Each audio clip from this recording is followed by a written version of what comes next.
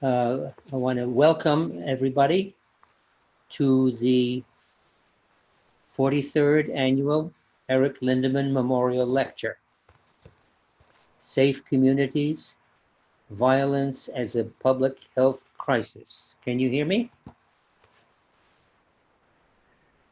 Yes? Yes. Okay. History of the Erich Lindemann Memorial Lecture. The Erich Lindemann Memorial Lecture honors Erich Lindemann, a founder of social and community psychiatry. It does so by providing a forum in which to address community mental health, public health, and social policy issues, to give a hearing to those working in these fields, and to encourage students and workers to pursue this perspective, even in times which do not emphasize the social and humane perspective. It is important that social and community psychiatry continue to be presented and encouraged to an audience increasingly unfamiliar with its history and with Dr. Lindemann as a person.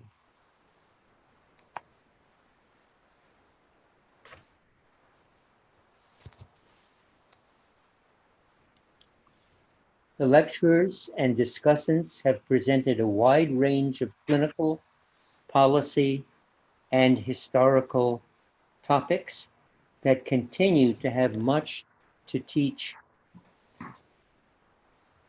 We are happy to announce that past Lindemann lectures are available on the website of the William James College. They can be accessed at www.williamjames.edu/Lindemann. A list of publications about Lindemann and community mental health has been distributed with your registration for this lecture and is available on that website. It includes a new history of community mental health and biography of Erich Lindemann, titled Community Mental Health, Erich Lindemann and Social Conscience in American Psychiatry, being published by Routledge. The Lindemann Memorial Lecture Committee has been stout and unfailing in preparing the Lindemann lectures. They include Dean Abbey, Elena Cherepanoff, Robert Evans, Amy Lindemann, Brenda Lindemann, Francis Mervyn, Jackie Moore, and me. The William James College has, for some years, provided a home for Erich Lindemann Memorial Lectures. Dean Abbey, director of the Continuing and Community Education Program, has long provided intellectual and material support. Nicholas Covino, president of the William James College, has been generous with his recognition and support for the Lindemann Lectures. The North Suffolk Mental Health Association was an early partner with Erich Lindemann and the Massachusetts General Hospital in developing a community mental health program in Boston, and it represents community involvement in mental health planning and services.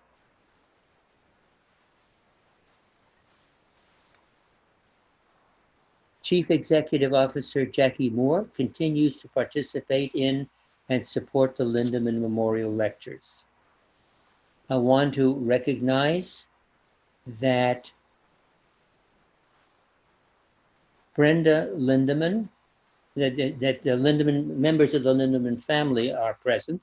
Brenda Lindemann, Dr. Lindemann's daughter, is a public health educator, and Amy Lindemann, his granddaughter, is a mental health clinician, and both continue their interest in his work and its publication. Let me review the format. of the Lindemann lectures.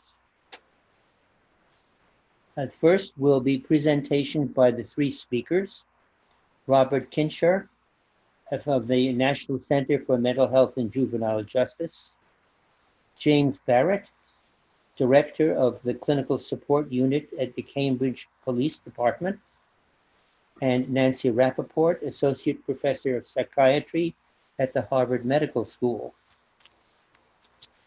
After the presentation of the three speakers, we will take a 5-minute break and then return for discussion among the presenters.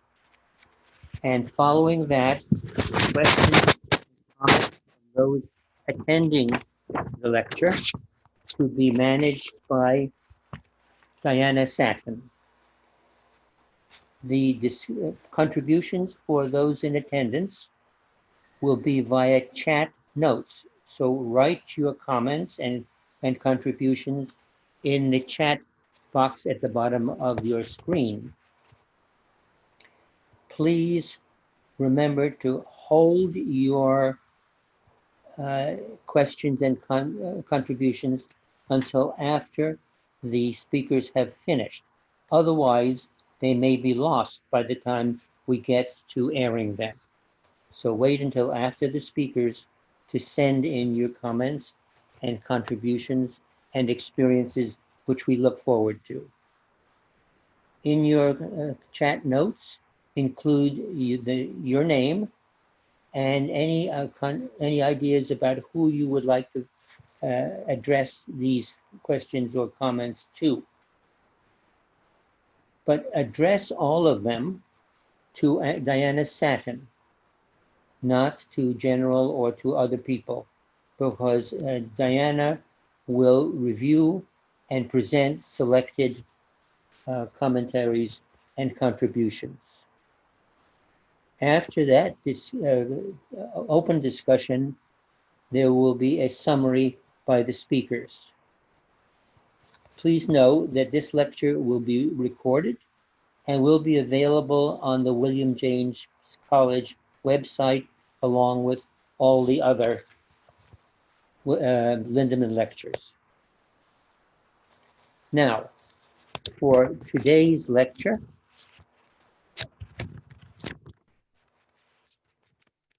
on safe communities, violence as a public health crisis. This topic comes at an opportune time.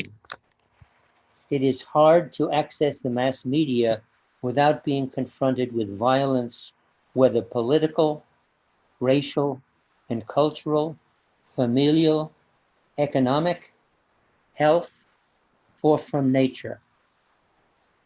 A historian would be hard put to say that things are worse in modern times than during the Dark Ages, or the Black Plague, or the colonial periods, or the world wars, or the many civil wars around the world.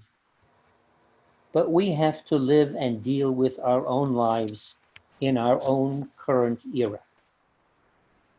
We can be tempted to resignation and discouragement.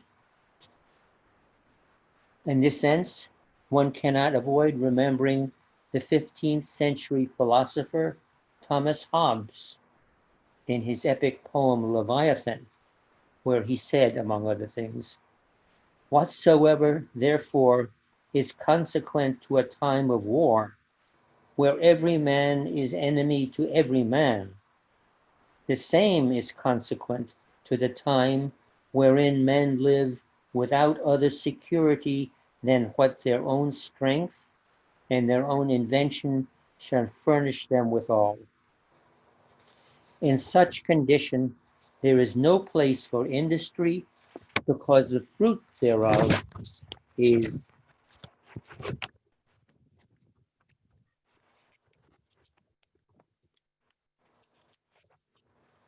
uncertain, and consequently, no culture of earth, no navigation, nor use of the commodities that may be imported by sea, no commodious building, no instruments of moving and removing such things as require much force, no knowledge of the face of the earth, no account of time, no arts, no letters, no society, and, which is worst of all, continual fear and danger of violent death, and the life of man solitary, poor, nasty, brutish, and short. Since then, since Thomas Hobbes' time, have we learned enough more, and do we have resources that are improved enough that we can raise our lives from violence to something more constructive? We look to our speakers for their experience and accomplishments in this direction. Our first speaker is Robert Kinscherff, PhD, JD, clinical forensic psychologist and attorney with experience in prevention, assessment, and intervention with violent persons, a participant in the Center for Law, Brain, and Behavior at the Massachusetts General Hospital, a member of the Society for Terrorism Research, former Assistant Commissioner for Forensic Mental Health in the Massachusetts Department of Mental Health, past member of the Gun Violence Policy Review Task Force of the American Psychological Association, in 2016 a member of the White House Summit on Community Violence, and contributor to the 2019 monograph, Mass Violence in America, Causes, Impacts, and Solutions. Dr. Kinscherff. Thank you for that very kind introduction. I'd like to thank the committee for inviting me to present at the 43rd Annual Lindemann Lecture. When I was first invited to participate, that was in November of 2019. And as you all know, we are in very different days than obtained at the time of the invitation. At the time, I was asked to speak a bit about a public health approach to this public health crisis. I debated whether or not to sort of change the theme, but it occurred to me that it might be valuable for us to review a public health approach and then apply one kind of a problem for our examination of that problem through a public health view. This may seem a little counterintuitive to the community psychiatry focus of Dr. Lindemann himself, because of course public health is a way of thinking about populations.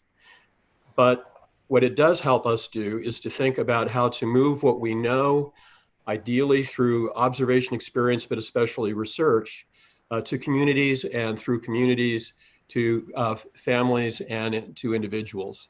So it's in that spirit that I offer this as a frame. And as we go through my material, be thinking about sort of the public health questions, challenges, and opportunities that are reflected in looking at gun violence, but also it will give you some lenses through which to look at the work in application of the following two speakers.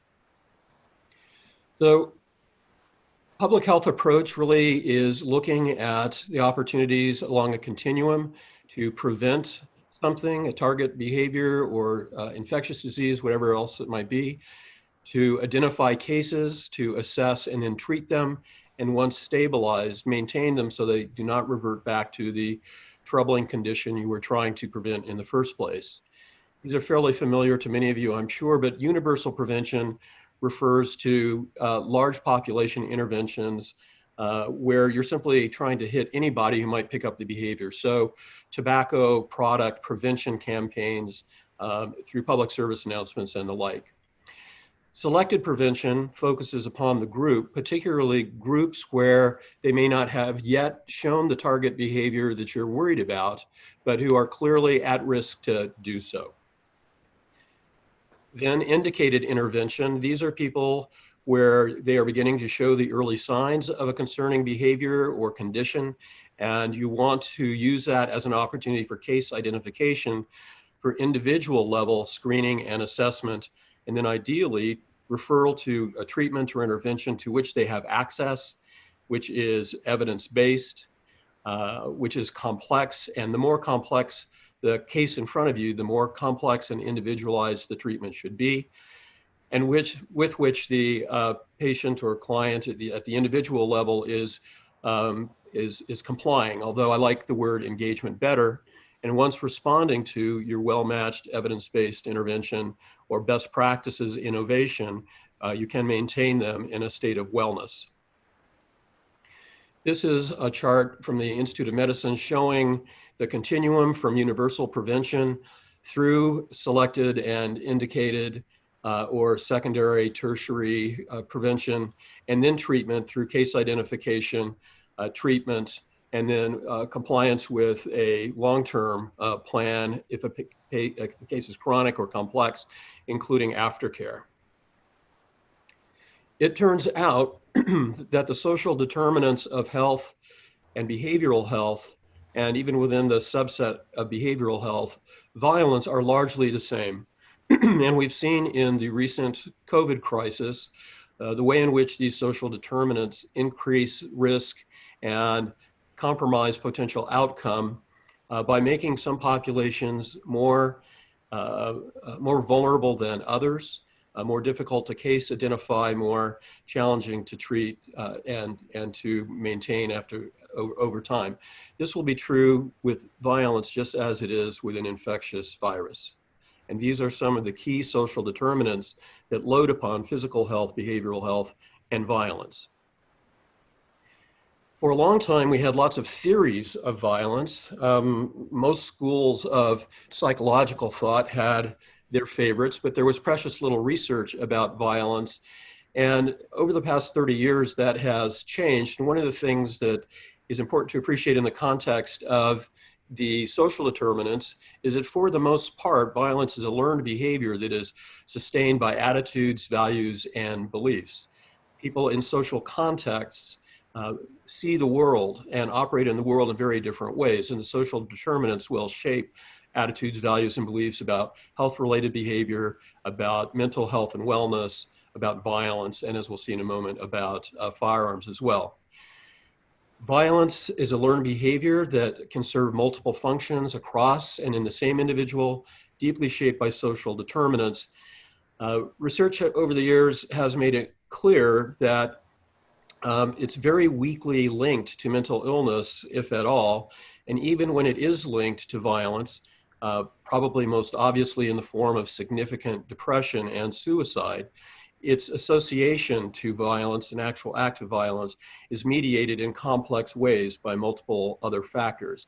A common other factor that can increase risk, for example, is pairing substance abuse with depression and ready access to a firearm. There are many, many people who are depressed who never contemplate suicide or who contemplate suicide but never act upon that contemplation. So there's often something else in the mix that drives someone through the continuum or along the trajectory until that ultimate outcome behavior. If we think of violence as a social malady, that of course suggests that there may be solutions driven by a public health lens from universal prevention through highly individualized intervention. This is one of my very favorite quotes. It has served me well often in my life. It's by Umberto Eco, an Italian novelist, literary figure, and quite a remarkable man in his own life. And it simply reminds us that for every complex problem, there is a simple solution, and it is wrong. So for many years, in the public mind and even in the mind of many professionals, there was a link that there was a significant between mental illness and violence. As we developed the capacity for large study research, we've seen increasingly that that's not the case, that there's no independent relationship between a severe mental illness and violence, but those persons with a severe mental illness also had the very other risk factors associated with violence risk amongst people without a severe mental illness, particularly substance abuse, perceived threats in their living environment, which may be enhanced or augmented by clinical paranoia, age, gender, socioeconomic status, and recent life stressors, particularly along the social determinants, which creates increasingly challenging sense of distress for the individual. Other studies have found that mental illness accounts for, at most, about 2 to 3% of community violence. So if we were to address the contribution of a severe mental illness to community violence, we would still be left with 97 or 98% of the violence in our community. Now, it's worth looking at where the problem mostly rests. And it mostly rests in adolescents and young adults. So if you look at, I'm sorry, if somebody could please mute, we're hearing you. Thank you. That violence and violent crime largely rests in the large population of adolescents and young adults, primarily starting at about 14 and 15, but then sharply dropping as a person enters their 20s. In fact, if you look at the arrest rates between 1981 and 2017 by age group and simply by sheer numbers, the arrest rate amongst young persons is as low as it's been in 40 years. If you ask many Americans, or if you look at polls, a majority of Americans will tell you that there has been a sharp increase in violence in recent years, or that there's been no change in a very high rate of violence. And in fact, we have watched rates of significant violence going down since its peak in the late 1980s to early 1990s. Violent crime in particular has taken a sharp drop.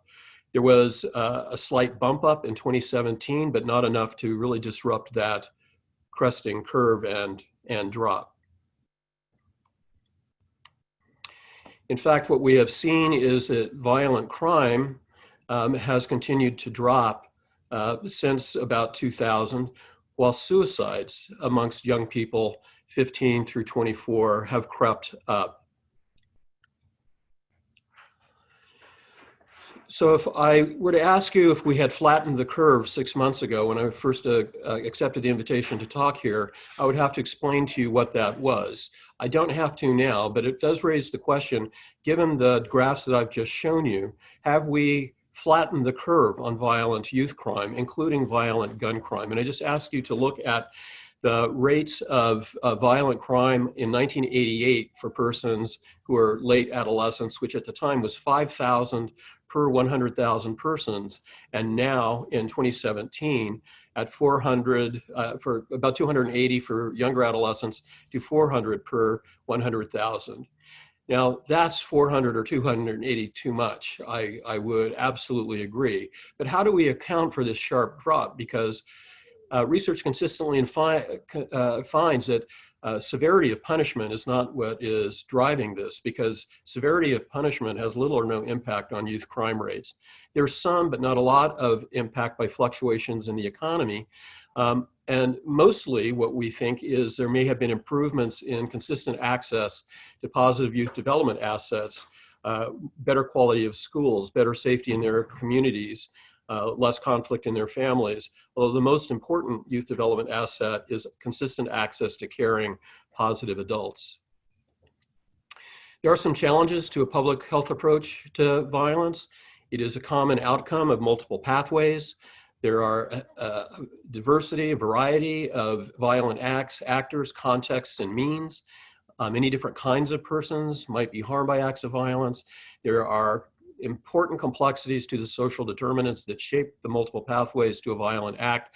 And quite frankly, we have significant limits of what is available because that is research-based, because in recent years, federal policy has been to sharply limit and discourage funds to gun violence in particular, and to deter researchers from potentially exploring this. And when we start speaking particularly of guns, there's obviously a social and political context in which people are often in entrenched positions and have inflamed emotions one way or the other on gun-related issues. What I would submit to you is that we don't have a gun violence problem in the United States. What we have in the United States are several distinguishable gun violence problems that require multiple solutions arrayed from universal prevention to highly individualized intervention, a process which is, unlike many other developed countries, complicated by the turbulent course of the interpretation of the Second Amendment in American history and current political and social controversies. And again, government restrictions limiting or undermining research. So when you look at the top 20 countries for firearms rate per 100,000 persons, you look down the list a bit, you pause with some curiosity at the Virgin Islands and at Puerto Rico, since the United States claims them as territories, and the United States looks comfortably at 20th, except that being rated 20th, when you include all the nations of the world, the United States has a phenomenally higher gun death rate than any other developed country. Typically around, this was in 2016, it's a little closer to 39,000 now. But as you would expect, if this is something driven by attitudes, values, beliefs, cultural mores, histories, social determinants, you would expect to see that gun death rates vary widely by where you are in the United States. But even if we are going to think about violence in our communities, and in this example of gun violence, what would the lens be through which we would want to drive our analysis? Is it by the motive and intent of the gun user? And as you can see, there's an impressive list. But addressing guns used in furtherance of criminal enterprises may not be effective using the same strategies that we use to try and resolve intimate partner violence, or the furtherance of ideological or religious goals, or expression of intense emotional distress and other motives and intents. Do we want to devote our time and our resources by magnitude of the population impact? So in a world where we do not have infinite resources, we need to prioritize time and expertise and dollars. And these are the rates for death estimates for 2017 by the Centers for Disease Control. As you can see, there are sort of a hierarchy of lethality and death amongst health challenges and accidental injuries that result in death and the like. The United States does not officially keep statistics. A cause of death on a medical examiner's form in the United States does not allow for a checkbox of medical error. But it's fairly clear from research done recently that medical error is a substantial killer of American citizens. And so here we are looking, at a magnitude of population impact that is quite variable. We also will see that even within the world of gun violence, people often will have, as part of the political and social conversation, automatic weapons. Automatic weapons between 2000 and 2017 involved 700 deaths and 248 incidents, many of them mass shootings with larger numbers of casualties than you see in handguns shooting, but that's about 42 deaths average annually. So we could spend a great deal of time and focus banning automatic rifles, which would not solve the problem of the many hundreds of thousands, if not millions of them, that are already in the population in the United States. And if we fully resolved it 100%, it would still leave us with 98% of our total firearm death yearly. We could try and solve the problem, as the example I just gave, by the firearm used. And if we were to pick a likely suspect just in terms of the magnitude and impact of firearms death, the clear priority would be focus on handguns. We could try and shape our public health approach by identifying the most likely victims but there are several different patterns of victims. So would we want to do a social network analysis? A social network analysis could be used with many populations, but I chose to use the example of urban males of color because guns, almost always a handgun, is in that subpopulation the #1 cause of death for persons 10 to 30 years old. This is also possession of a weapon, for example, also increases the likelihood of becoming deeply involved in the juvenile or adult criminal justice system. Intimate partner violence, the victims are typically women, although there are children and adolescents who are also killed in intimate partner episodes. Police citizen, something that has received a great deal of scrutiny recently. The most frequent, or the disproportionately, persons of color or persons with severe mental illness. About 20%, in some places 25%, of the fatal injuries of citizens by police officers are of persons with a severe mental illness. But for persons of color, there's an elevation by a factor of about 13 of being shot by police as opposed to others when you control for presence in the population.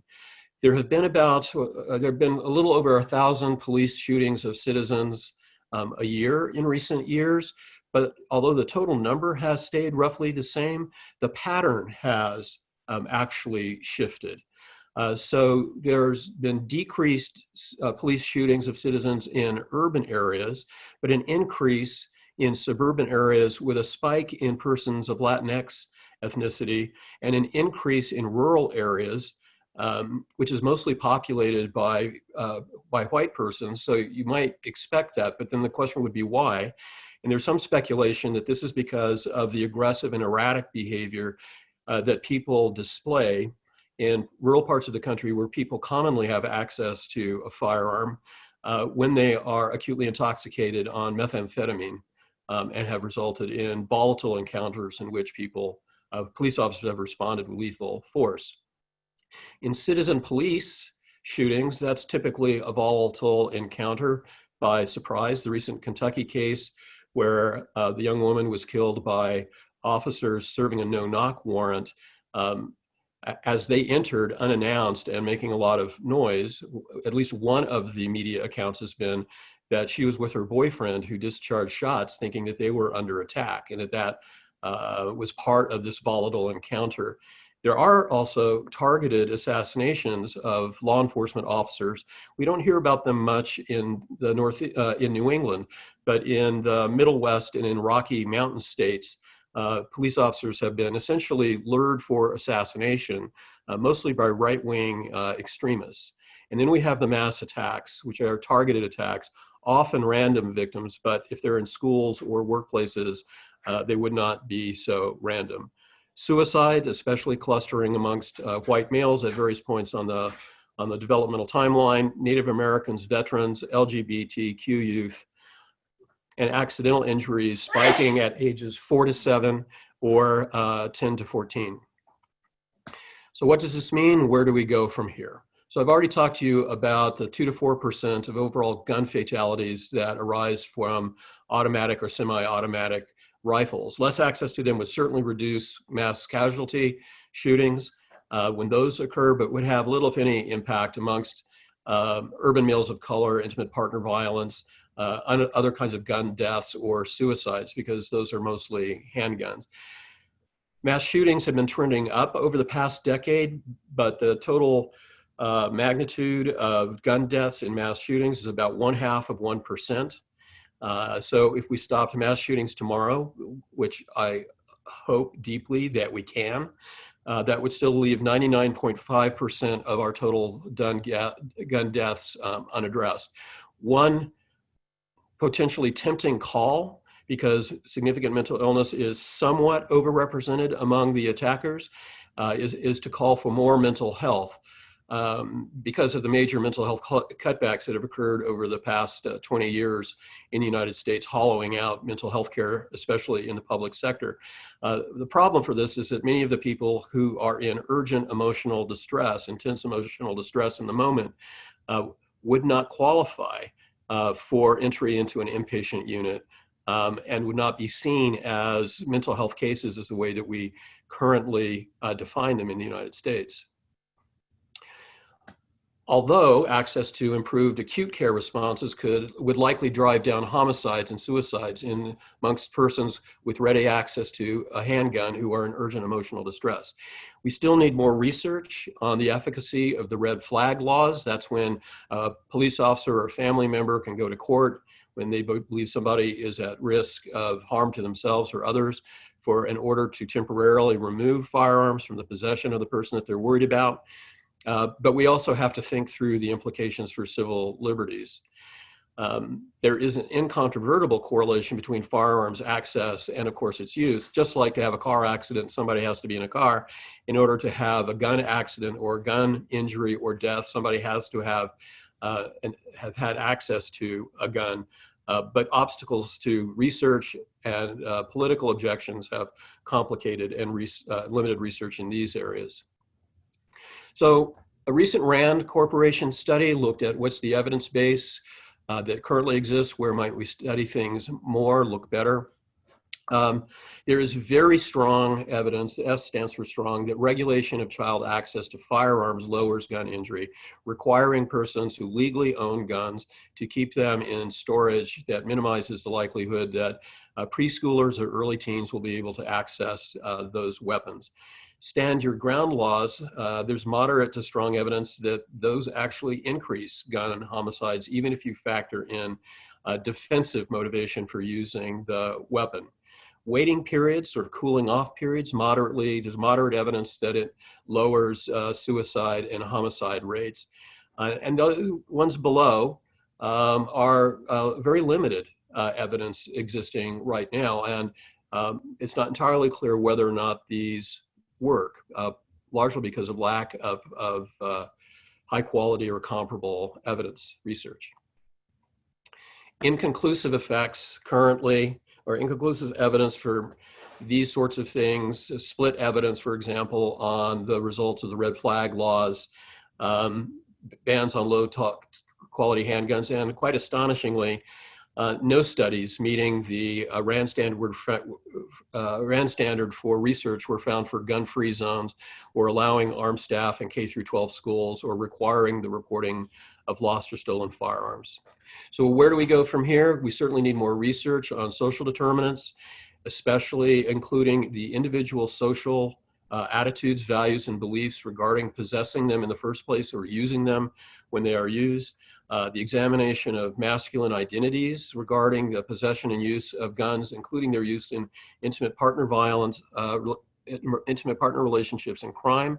We need to examine the role of social determinants in the presence of guns in the cradle to prison pipeline.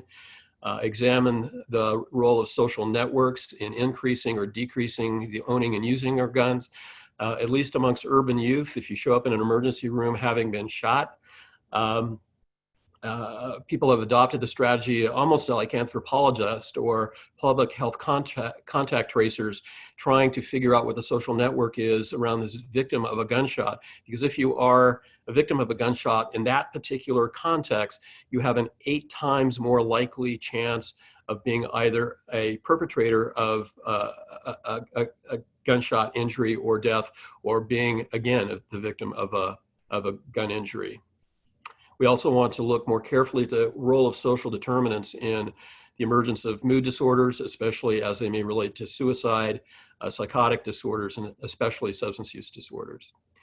So I'll close now just by circling back to where we started, a public health approach, the need to be very careful and mindful about the target behavior we're identifying, whether we are talking about a universal, selected, or indicated prevention, what we do with cases once they're identified. Some places for young people who are found in possession of firearms, for example, have tried strategies of engagement and community-based interventions with them, rather than automatically consigning them to incarceration, as is required in some places by mandatory minimum sentences. And we need better evidence-based treatments and intervention. And I thank you for your time and attention. I especially look forward to our conversation. And at this point, I'd like to turn the conversation over to Dr. Jaime Barrett. Thank you, Robert. Am I on? Can you hear me? Yes. Okay.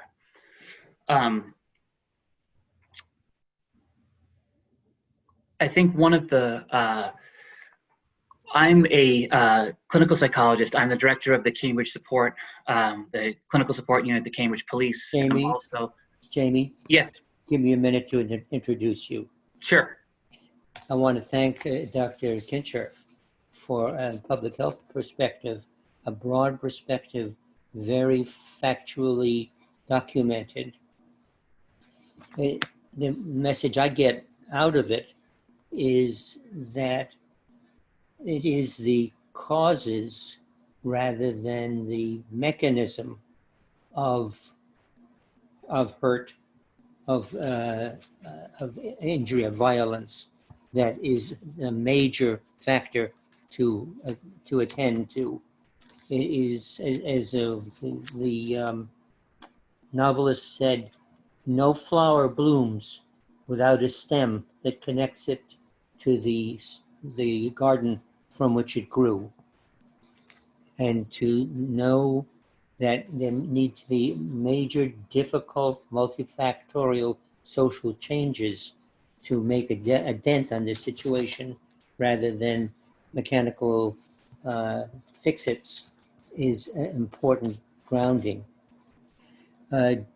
James Barrett, PhD, is Assistant Professor of Psychiatry at the Harvard Medical School, Director of the Clinical Support Unit at the Cambridge Police Department, a Director of the School-Based Programs in the Cambridge Health Alliance, author of Fight Navigator, a curriculum about youth retaliatory violence, and a contributor to meetings of SAMHSA, the MacArthur Foundation, the International Association of Chiefs of Police, and Psychology and Psychiatry journals.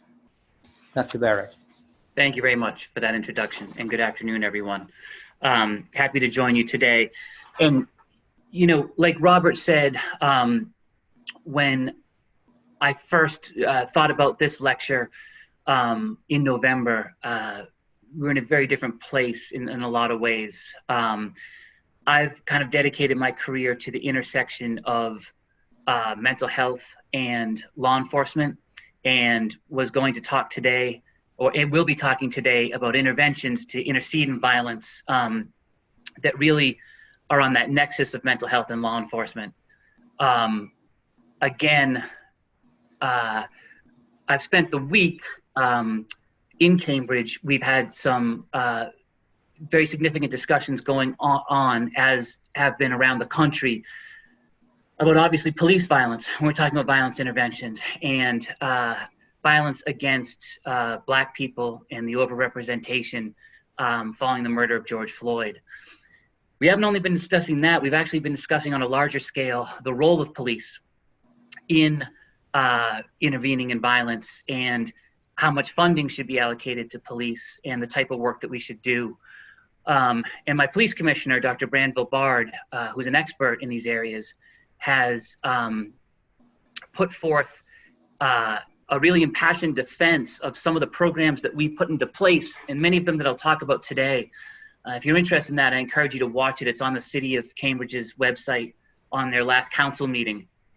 And I spoke with my colleagues at the police department about this talk today, and they encouraged me to really talk about these interventions, which I hope today I'm able to highlight ways in which we can intervene with law enforcement towards violence in a manner that does not rely on use of force, does not rely on punishment, does not rely on arrest, but rather on intervention to address the underlying problems that contributed to violence in the first place. And I think that talk is more timely than ever. I will talk about these interventions understanding that the most important discussion we're having today in society is how to stop police violence, again, particularly against Black and brown people. But there's also a place where we need to think about, if we're going to reform law enforcement, what are the interventions that are effective in preventing community violence? Robert's talk has really set this up in an excellent way, because for the past 10 years, the Cambridge Police Department has really looked at how do we address violence from a developmental perspective. And what that means is, how do we look at primary and secondary and tertiary interventions? And that's something we've tried to take a look at in the establishment of the Clinical Support Unit and the Family and Social Justice Section. So I'm the head of a unit in the Cambridge Police that's comprised of all non-sworn professionals. It's myself, it's 2 social workers, and it's a community outreach worker. And our job is to follow up on all the mental health calls and connect folks with services and supports. And I've worked for over 10 years in my previous role at the Cambridge Health Alliance, and now with my role at Cambridge Police, on the Safety Net Collaborative, which is a juvenile diversion program. And that's where I'm going to start today, because if you think about primary prevention with youth, with violence, where do you need to start? Well, Robert just let us know in a very eloquent manner, we need to be looking at young people. That's where the majority of violence starts. And so what happens when they have those first fights, assaults at school, in the community, at home? What's happening with those young people? So I've worked with a group of youth resource officers for the past 10 years to enact a pre-complaint diversion program. And so what that means is that we don't have to rely on the juvenile courts to divert young people for violence when they have that first violent act. We work with the youth officers who are in the schools to work with our community partners in mental health and after school in order to put into place services and supports, and then follow up to make sure they're addressing the underlying causes of that violence. We've worked on this for a while now. We've studied it. Cambridge is a very fortunate city in that we are well-resourced. And, you know, there are other communities I need to acknowledge when we're talking about the role of police in schools. And I think Nancy's going to touch on this after me, where some cities and municipalities have officers in schools, but they don't have enough social support networks in the schools and psychologists and counselors. In Cambridge, we're fortunate we're able to have both, and we're able to work in partnership. In fact, in 2018, Cambridge had 0 arrests in their schools. In 2019, we had 2, and they were both situations that would mandate arrest by law. So even though we have officers in the schools, we've really been able to reduce arrests in school. And that's because of the roles and the expectations that these officers are playing, as well as the partnerships they have to be able to refer kids when they are in need. So these officers are not playing the role of disciplinarian. They are not getting involved in school disciplinary matters, but they are able to divert kids and not send them off to court. The problem potentially with court-based diversion is once a juvenile touches that court system at all, he or she is potentially 7 times more likely to be further involved in the court system. And that's what we're looking to reduce, and that's what we're looking to take away. And so we've actually worked, I went back and forth on whether to use slides today. I figured I would just talk. I'm gonna go a little bit old school and actually hold things up as if I'm like reading to a class. But this is actually a manual that we've created on police-based juvenile diversion. And it has all of our policies and procedures in it. It has our research data in it, and it's really meant to be a guide for other cities and towns. You may not have what Cambridge has in place, but it's a way that officers can partner with providers to keep kids out of the court system. If we think about this in terms of violence, it's for any offense, but if we think about it in terms of violence, like Robert said, that violence is most often occurring at a young age. So what are you doing at that point of intervention? What's happening? Because that's a critical period right there, right? The kid gets arrested, the kid goes off to court, outcomes are worse. We've got tons of data showing that. If they're able to be diverted, there's a better chance of positive youth outcomes. So for any folks out there who are in forensic psychology or work with police, I'm happy to share this manual with you. My email is jbarrett, JBARRETT @cambridgepolice.org. Feel free to email me and contact me there. It's something we've worked on for a while. We've got papers published in Translational Issues in Psychological Science and a forensic psychology journal that shows that kids who we've worked with, we've been able to reduce their arrests, and we've also been able to increase their follow-up with services afterwards, increase their access to behavioral health services through diversion.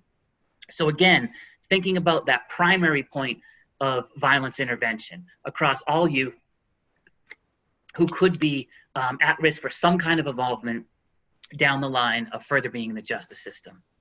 Now, if I can switch gears a little bit, staying in the youth sphere, I think if we're talking about violence intervention, we're talking about violence as a public health crisis, we need to think about the interventions, especially as mental health providers, that we're doing with young people. And I don't think we can do that without really understanding the code of the street and without really understanding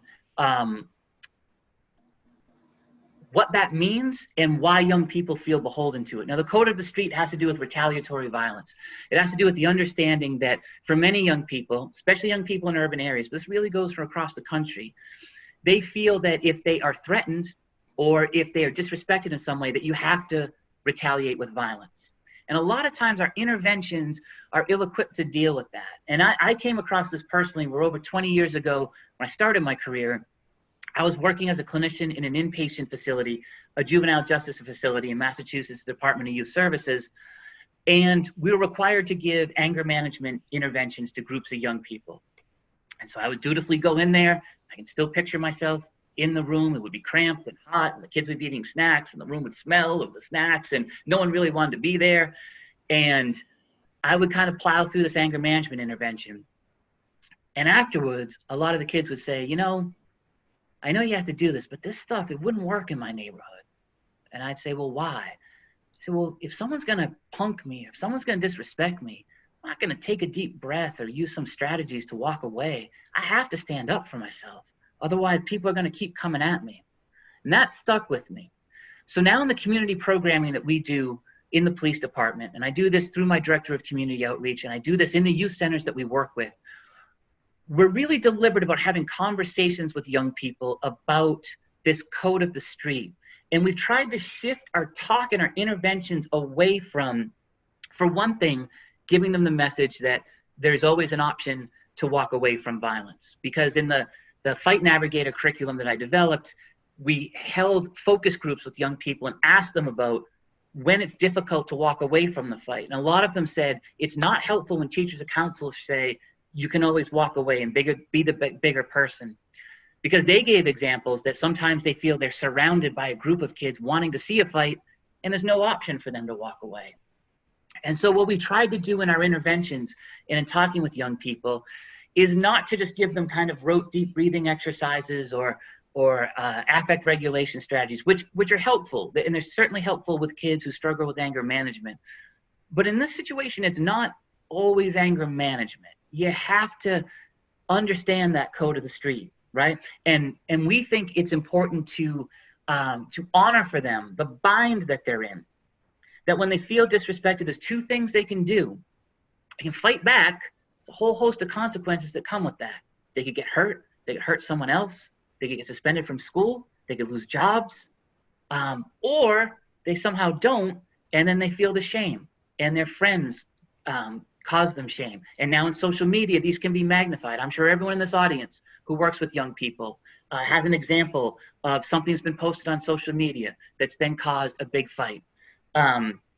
So what we do is we encourage clinicians or any people working with young people and working with violence to honor that bind that young people can be in, that they feel like there's only two options, fight or be shamed.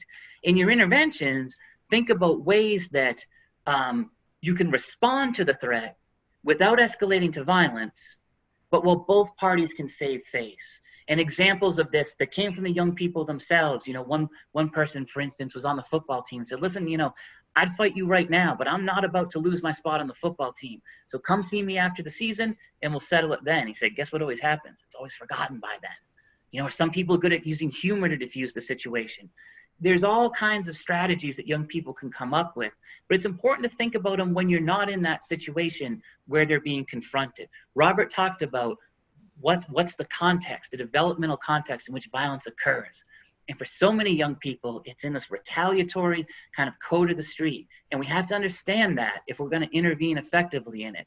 We can't just say, you know, use these strategies, or you can always just take a deep breath and walk away, because that's not always effective. We fail to understand that. I worry that we fail the young people because we're not letting them know that we honor some of the binds that they're in that can lead to all kinds of situations when we're talking about violence.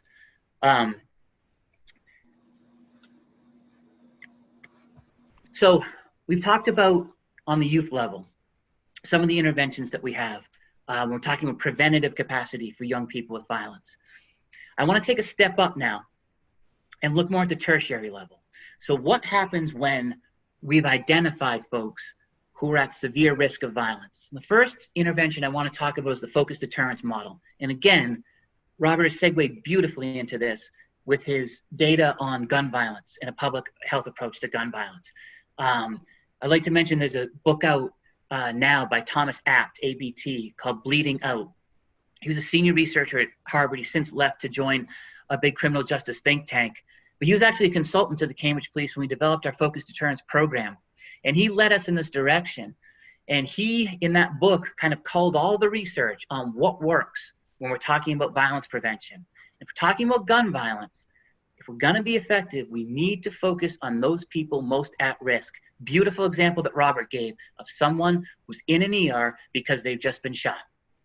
Think about retaliatory violence. That person's risk is 8 times as high because what's likely to happen? It's that contagion effect of violence, the work that's been done by Cure Violence, etc. We need to be focusing on those people who are most at risk, and that's the focused deterrence model. So the focused deterrence model is that you don't do large-scale interventions like gun buyback programs. I'm not slamming gun buyback programs. We use them in Cambridge. They're a service to the community, but you can't count on a gun buyback program to solve your gun homicide problem. What you need to do is identify those folks most at risk, whether it's that ER intervention or in the police. We look at our reports for gun violence. And then you need to have this be a collaborative program. So when we did focused deterrence, it's not just a police-led initiative. We had a meeting with our district attorneys, our community providers, our schools, our other community agencies, because what had to happen was the message had to come from the community, not the police, not just the police, from the community, that we can't tolerate shooting in our community. So when you're identified as being at risk, we're going to come to you and we're going to try to leverage as many of the services and supports of the community to stop the shooting. So when we go out as a team, and it's myself as a clinician with one of the detectives and usually one of our community partners, and we meet with individuals, we ask them, what are the barriers to getting out of the situations that you've been in that involve shooting? And can we leverage this? And this is where it's critical that you need the community on board. Because if the person says, you know what, I'm really struggling with housing, and you don't have your housing department support, and you say, okay, great, let me try to work on that for you. And you come back and you tell them the wait list is 1.5 years, you're not doing any good, right? If you say you're gonna connect them with a job program, and you go to the job program, and the job program says, we have a 1-strike rule. As soon as this person is 5 minutes late to the job we placed them in, they're done. You're likely not gonna have success. That's where marshaling these resources and having them on board is critical, because if your credibility is ruined, then the whole program falls apart. Now, the other part to focused deterrence is you try to front load these services and supports. That has to be the driver. If the person does say, no way, I don't want anything to do with that, and the shooting continues, the entire community has to send the clear message that we can't tolerate it and there'll be legal sanctions. We want you off the street if you're going to keep shooting in our community. We don't want it to come to that. What we want to do, again, is leverage these resources, and you're targeting just those people involved in gun violence. Like Robert's example, that doesn't always mean just the shooters. For instance, one of our successes has been working with an 18-year-old young woman. She never had a gun charge, but when we looked at our reports of multiple shootings in the city, she was popping up in them because her boyfriend and these other associates were involved in this gun violence. And we were able to reach out to her and say, listen, we know you're not involved in gun crime in terms of being an active shooter, but we're really worried because your name's in all these reports. And that's gonna put you at risk for getting shot or for getting caught up in some of the legal matters that could be involved in this. And she was very receptive to that. And we were able to get her into Job Corps, which is a fantastic program in terms of teaching job skills, but also they're on campuses that allow people to leave the community if the community is too hot for them to be in at that time. And so that's been a really important intervention, and it's been one that I've been happy to serve on, because again, it's that focused tertiary intervention that's so important, right? We're really trying to target the people most at risk. I saw a message pop up when I was talking to give my email again. I will definitely do that before I wrap up. The next intervention I want to talk about is one that I'm probably the most excited about most recently, and that's this idea of a multidisciplinary team, okay? So right now in Massachusetts, we're in the process of forming a multidisciplinary threat assessment team supported through the FBI. So it's folks involved in law enforcement and mental health and threat assessment, all coming together to be able to work on people who pose a threat. And if there's anyone out, if there's folks out there who work in threat assessment, again, I'm going to do a little show and tell, because this is a free resource. It's FBI Making Prevention a Reality. Okay. And again, if folks need this, I'm happy to repeat it. It's Making Prevention a Reality. FBI, Google that, free PDF. It really distills all the data that the FBI has on how organizations, I'm not going to touch on schools because Nancy's going to cover that beautifully after me, but how organizations engage in threat assessment. And as a psychologist, this was a paradigm shift for me, because I'm used to going in and doing a full psychosocial assessment on the individual. And this idea of threat assessment kind of flips that a little bit, you know, because there's no profile of someone who's going to execute a threat. So instead, this really talks about the characteristics of serious threats and what we need to assess in the moment, that threat. We're not assessing the person, we're assessing the characteristics of that threat to determine if it's a substantive one and we need to really act, or, you know, use the words of the school threat assessment with Cornell and Sherris, a transient one where it doesn't have much behind it, right? And so that's a paradigm shift that it took me a while to kind of grasp, that you don't start at evaluating the person. If we're talking about violence prevention and threat assessment in this context, you shift, right? And you make that an evaluation of the threat itself. Now, what do you do once the threat's assessed? That's always the question. So you determined this is a significant threat. What do you do? Robert just talked about the difficulty of relying on mental health treatment alone, right? And I agree with that. This is where the multidisciplinary team comes in. And this is another paradigm shift I want to be very explicit about. This is another law enforcement paradigm shift. The FBI is recognizing that it can't just go in there, knocking over doors, taking people's computers, and trying to take these cases to court. Because the majority of these threats, that's not going to be an effective intervention. You know, it's just not. When I talk about threat assessment, I always say I find the easiest ones to intervene on are on the two ends of the spectrum, right? So on the ones that are very minor, we know what to do. We don't have to take action. For the ones that are significant, we also know you got to call law enforcement in, and there's probably going to be a legal consequence, right? What about all the ones in between? Those are the ones that are the most difficult, right? You're not going to be able to lock that person away in a hospital or take a significant legal consequence, and we can't dismiss them. This is the idea of the multidisciplinary team. We come together, we discuss the case, we have a secure server where we're able to look over what happened, and we're able to come up with options about how to intervene. And I served on one of these that were through Boston Children's Hospitals. It was particularly around potentially ideologically motivated violence. What was wonderful about that was it wasn't just law enforcement and mental health. You had imams, you had community leaders, you had folks who were in the community, who were of the community, of the people who we were trying to serve, and those people would be able to tell us, well, let's try to have this person who I know is a youth worker go and talk to the kid first, because he's been looking up some concerning material and we want to intervene there. And that's been so important. This idea of you're bringing a team together to think together and to brainstorm alternatives outside of the box. You know, one of the things that I'm big on is we need to be linking our interventions, especially if we're talking about violence.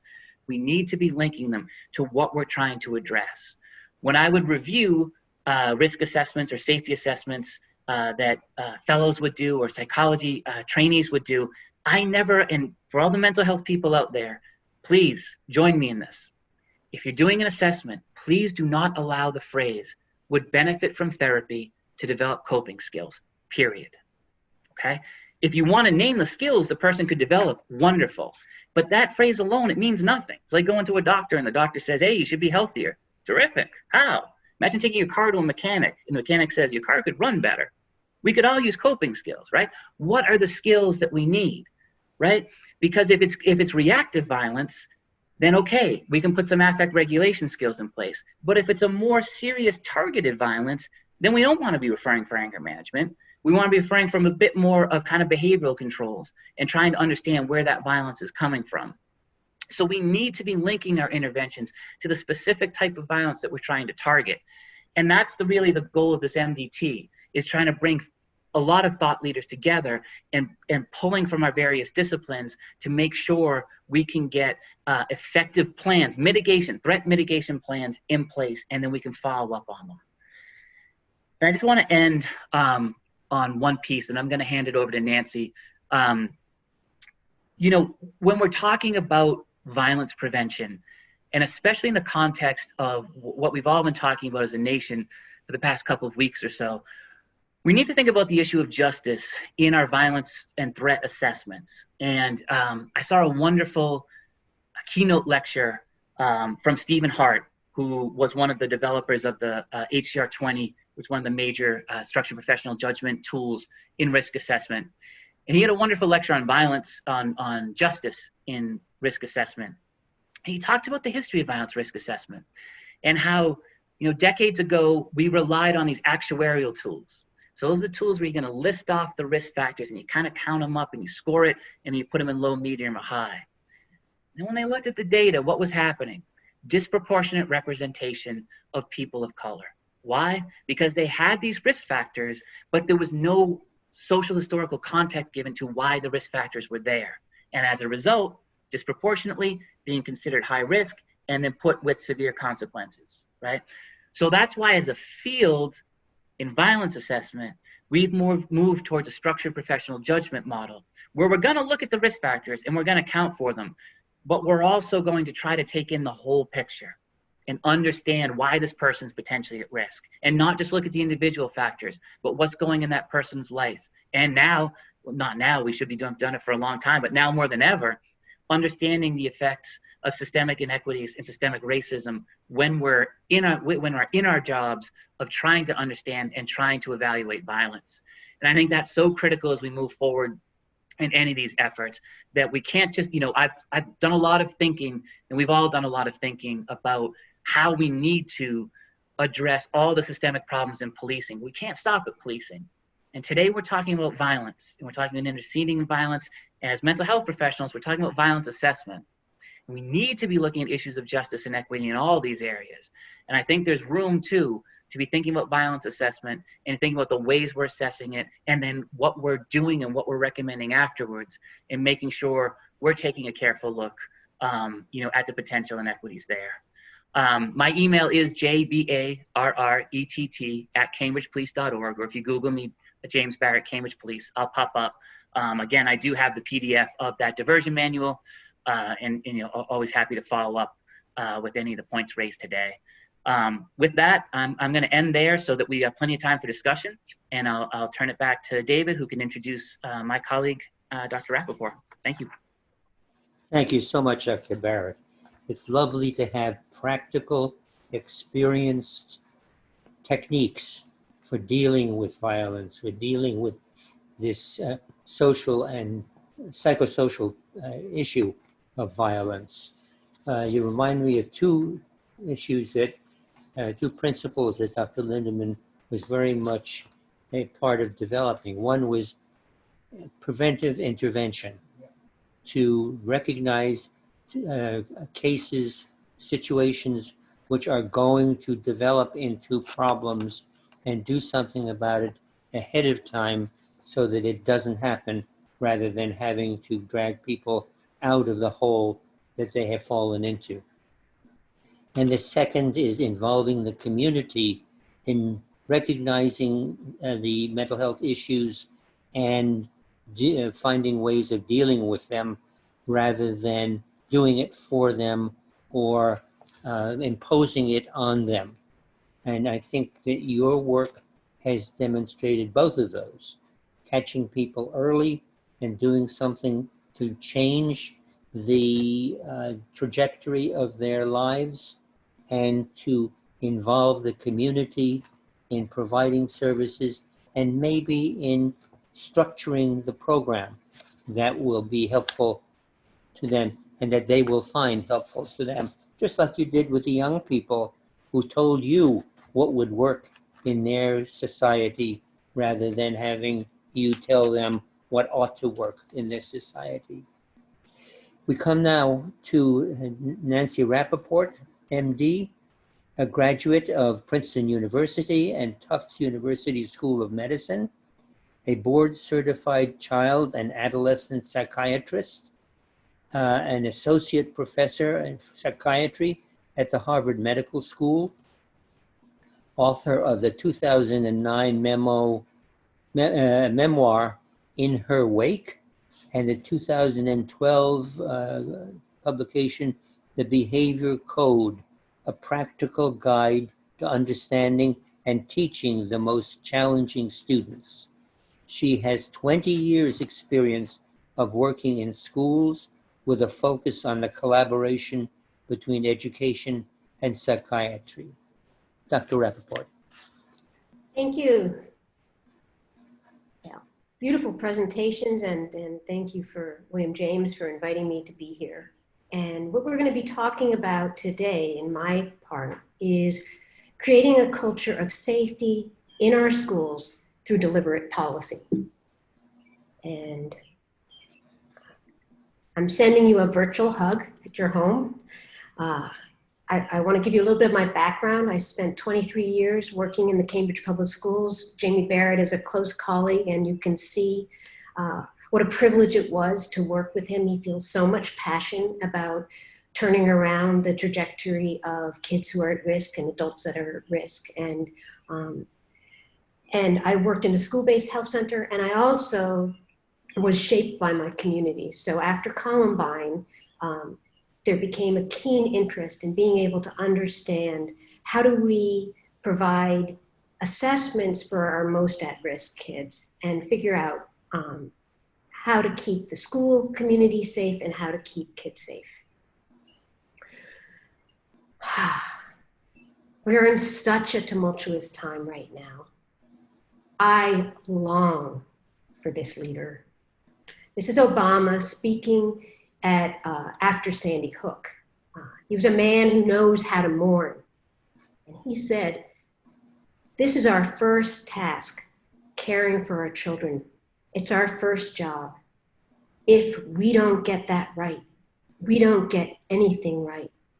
That's how, as a society, we will be judged. And right now, we're failing our children.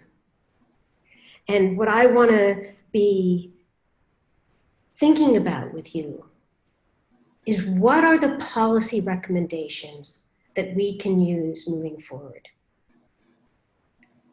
So what are schools doing in the name of prevention and deterrence right now? There is a lot of wonderful, caring educators in schools, not now because of the pandemic, but who are pulling together to support our kids through universal interventions, through targeted interventions. And we don't want to lose sight of that. And we are about to be heading back, if we ever get back to school, but to a time of huge crisis in our schools.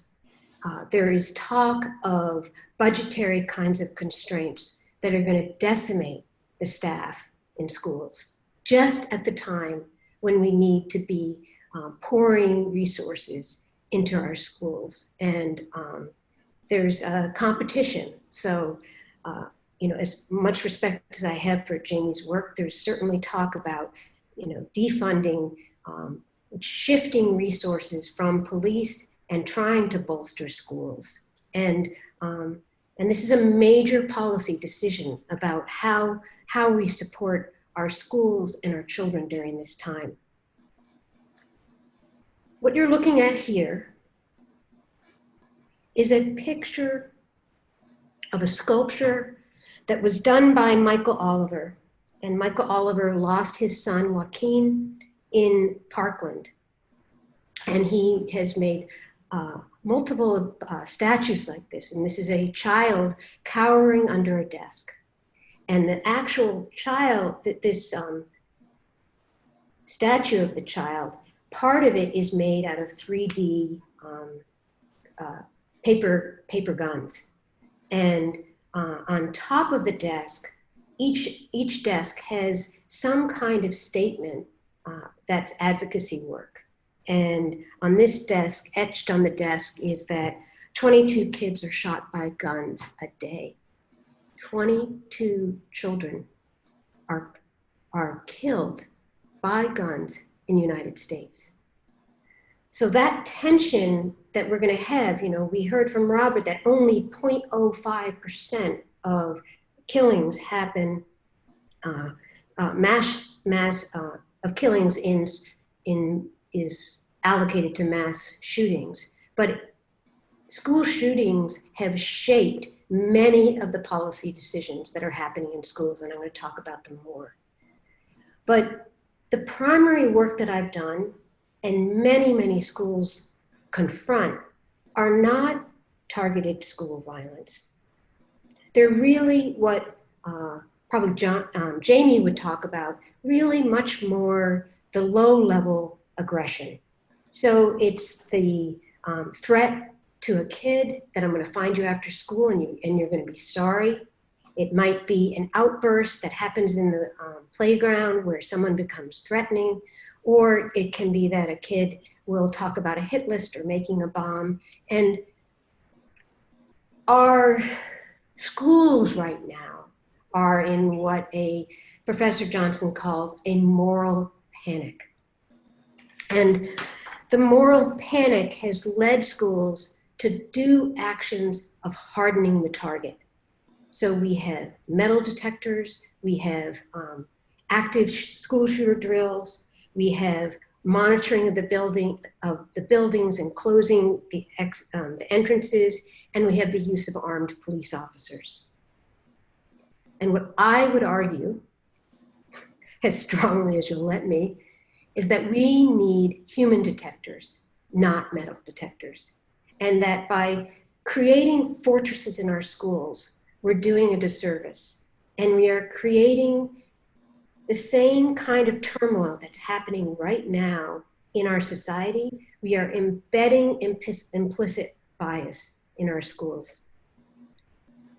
The most heinous example of this, and where I would ask all of you who are listening, is to be advocates against these active shooter drills. And there are 5,600 schools that are doing active shooter drills right now, and many schools in Massachusetts are doing that. The ALICE is an acronym for Alert, Lockdown, Inform, Counter, and Evacuate. And so what it's trying to do is, and it's a company that's making millions and billions, as actually a very, very profitable company.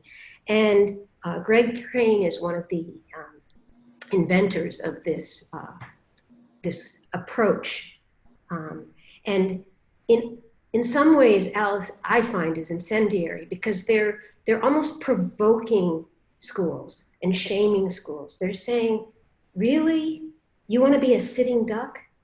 And the heresy of that is, and we certainly know, even with well-trained police officers, it's hard in a situation of fear and shooting to be appropriate, and won't even go into untrained or unfortunate police officers, but who murder people. But for students to be asked to counter an assailant, to me, is ludicrous and something that we have to mobilize as a policy decision to stop this from happening.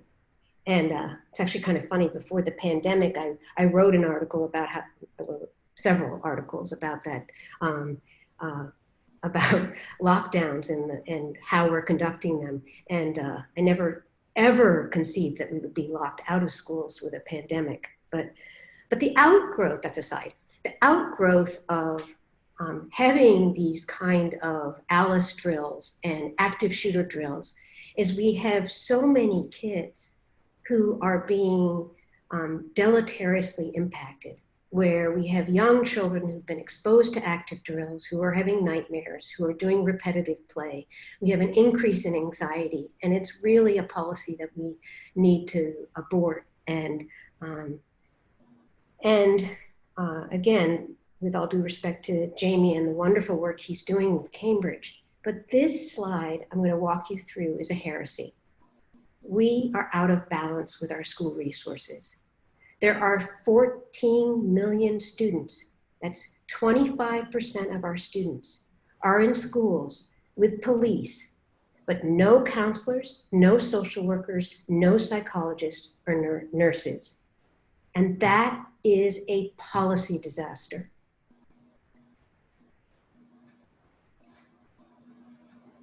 So we know what kind of safety assessments work, and that's what I want to arm you with, because you can advocate, whether you are a politician or an educator or just a concerned citizen, about what we should ensure happens in our schools.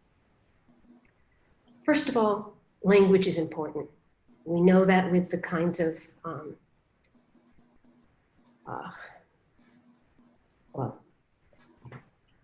by the constant onslaught of Twitter is what I want to say, but I'm going to edit this. We know language is important. I choose to call these kinds of assessment safety assessment versus threat assessment. And that's because if you say threat, we feel that raises our adrenaline and puts kids and families on the defensive. And what we want to do, and what Jaime spoke about so eloquently, is we want to approach those people who are aggressive with curiosity and figure out, how do we change the trajectory? And some of that happens by our approach. This is the million-dollar question. How do you tell typical behavior from concerning behavior? So adolescents, they do all, and kids, they do impulsive behavior, explosion, and they explore provocative topics. Any of us who have teenagers know this happens. They have low frustration threshold and misdirected anger, and they struggle with authority. That's not who we should be disciplining. That's an opportunity to teach those children. And then we have the more concerning behavior, like bizarre statements, obsession with themes of blame, or violent drawings, and communication of intent to harm a third party, and escalating acts of violence. And part of a safety assessment is trying to determine the million-dollar question that you support educators figuring out is, is this a typical behavior, or is this a concerning behavior? So the Safe School Initiative is something that the FBI and the Department of Education came together, looked at 37 school shootings back in the early 2000s, and talked about the fact that we don't have checklists are a bust, profiling is a bust. Good, that's all good. And they came up with emphasizing process and that context matters.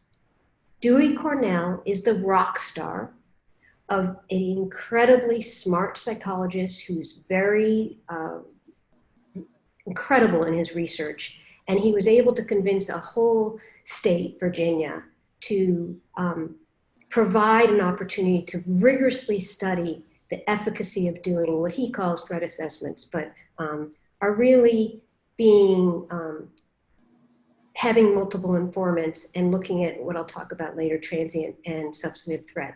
And it should be the gold standard.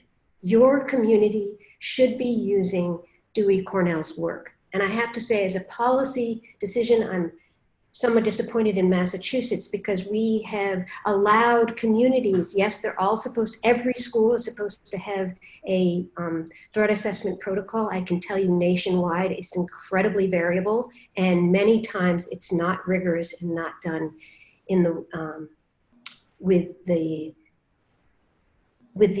intentionality that allows us to see some pretty stunning statistics that I'll share later in Dewey Cornell's approach. And his website is schoolta.com. So in terms of youth homicides in the United States, even though 25% of parents are incredibly worried about sending their kid, although right now they probably pay good money to send their kid to school, but they're really worried about the safety of their kids in school. 52% of homicides happen in residencies, 30% take place in parking lots or on roads, and a very, very small percentage, 1% to 2%, occur in schools. And you have to hold both things. It's a yes and. Yes, it's a rare event, and when it happens, it's absolutely devastating. And if you look at this slide, it's saying that 11 school shootings in 2018. And how many students were impacted? 12,752. And that was this was from the Washington Post, that was only January through March. So clearly, when a school shooting happens, it has enormous ramifications. And here's another interesting slide, just talking about the disproportionate impact of shootings. Here we have Black students make up 16% of the school population, yet they experience school shootings at twice that rate, meaning that in schools, not mass school shootings, but they're exposed more to individual school shootings. So when we take a discipline approach, we all know that that can contribute to the cradle to prison pipeline. I loved that, Robert, that phrase that you made sure we all could appreciate. So if you look at this disparity of disciplinary infractions, even though there are only 11% of middle school students are suspended, of that 11%, 33% of Black middle school students were suspended. And again, some people might think, oh, well, that happens more with boys, but it's interesting here that we look at 16% of the overall population are Black girls, and 39% of all girls arrested in schools are Black. So that's talking about implicit bias. And it's talking about and we have data from that. There's a ACLU report called Cops Not Counselors. And there's data that shows that when you have more presence of police in schools, you increase the rate of arrests. And Florida has some stunning statistics that show that. Stunning in a bad way. So how do we create a reflexive process that builds capacity to support families, schools, and students? One of the problems of working in schools, and I can say this after having worked for 23 years in schools, is there's a flavor of the month. There was a decade of ADHD where everybody seemed to be, all the professional development was on how to improve executive functioning and identify kids that had attention deficit. And then there was a decade of bullying. And maybe this year there's going to be, or in the next 5 years, it's going to be on being more racially equitable. And each of these professional developments are incredibly important, but a lot of times we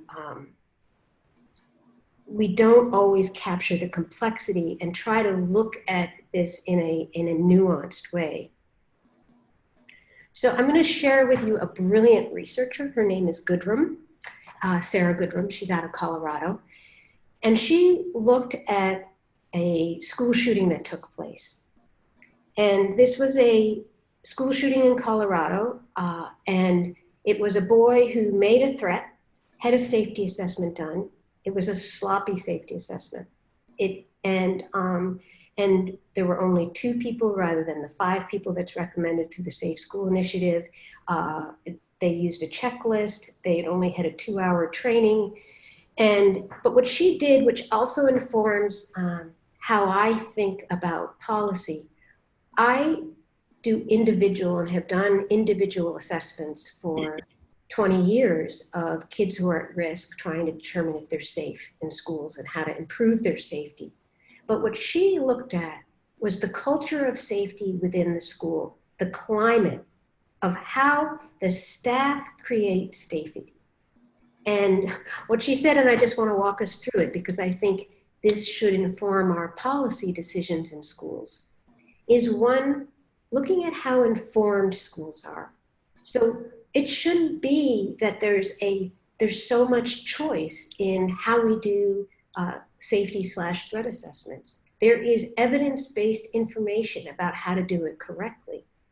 And then what we also want to do is look at how do we have a culture that promotes reporting?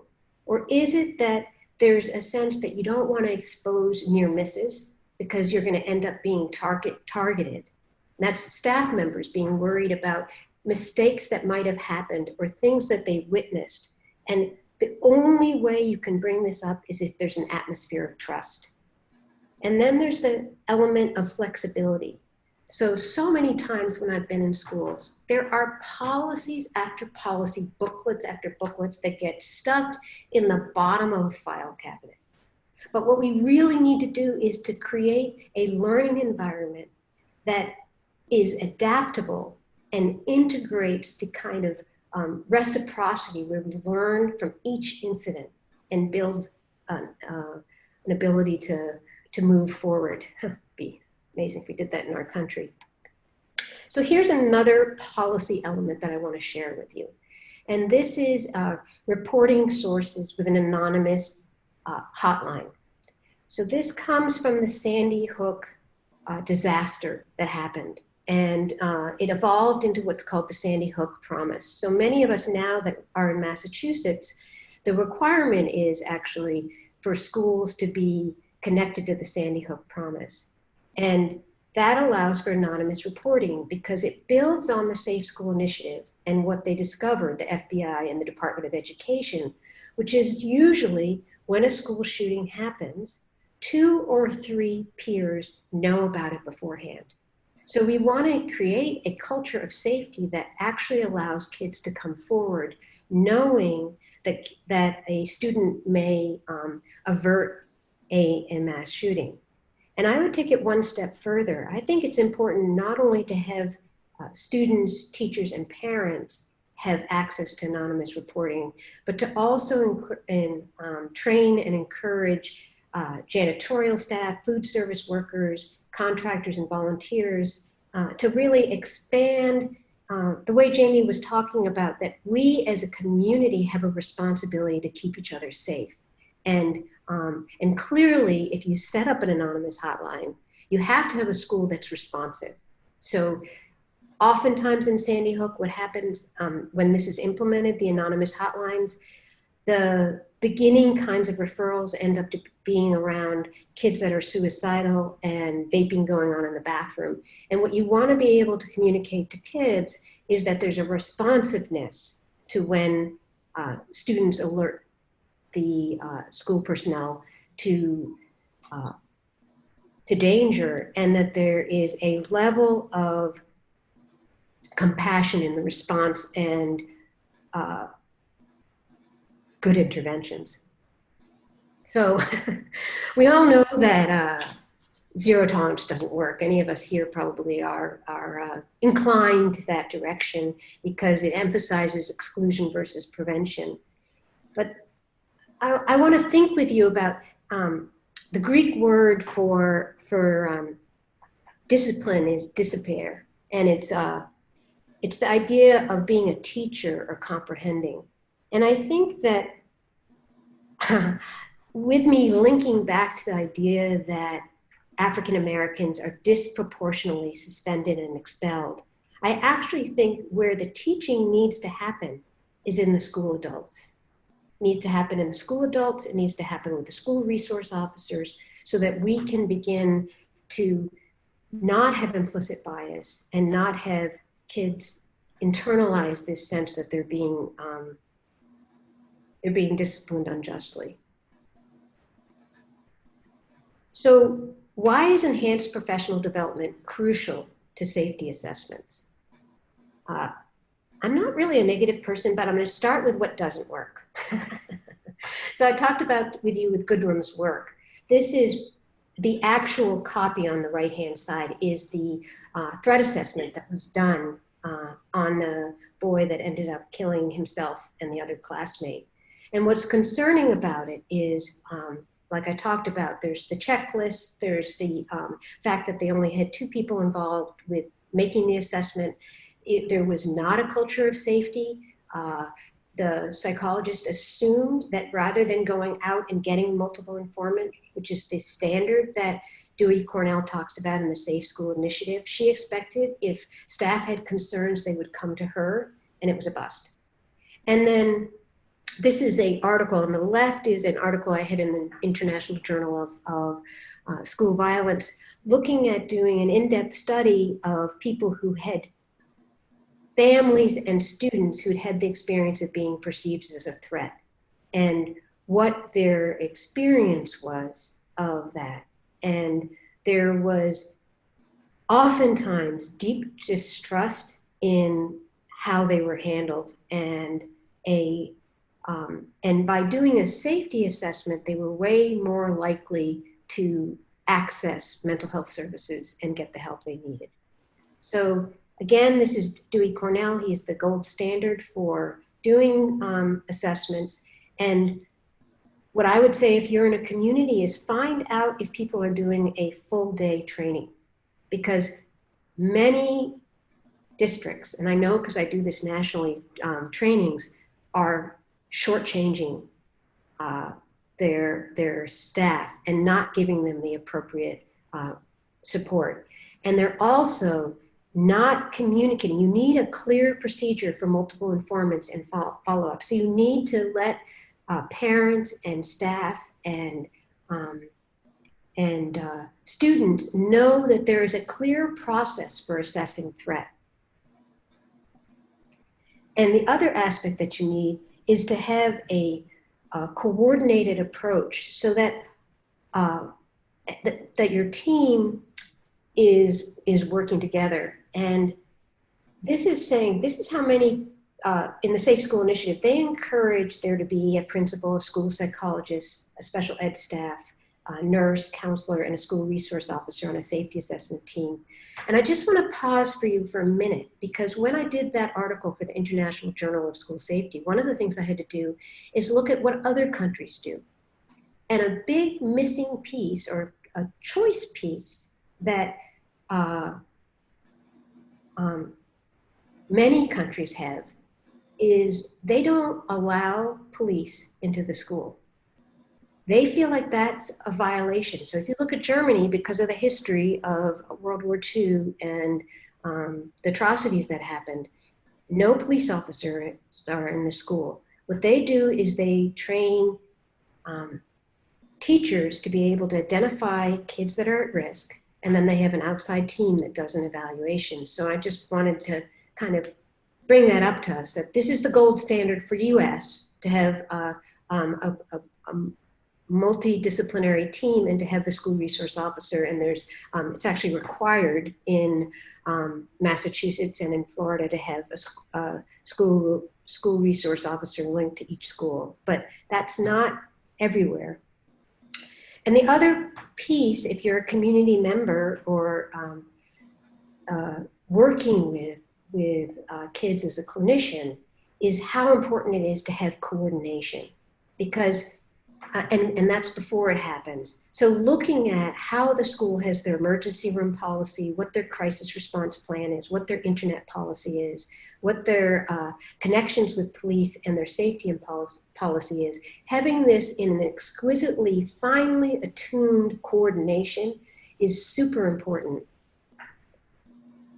this is just going back to what Jamie talked of, just explaining to you quickly. What Dewey Cornell talks about is the difference between transient threat and substantive threat. And that's really good language when you are thinking about kids who may have made a threat or have done something provocative or worrisome. And a transient threat is something where it poses a minimal risk to safety. There's not much detail. It's made in anger or frustration. The information is inconsistent or vague. And the context of the threat shows that the student's unlikely to carry out the threat. That is the majority of threats that are happening in school, thankfully. And it often ends in an apology or an explanation.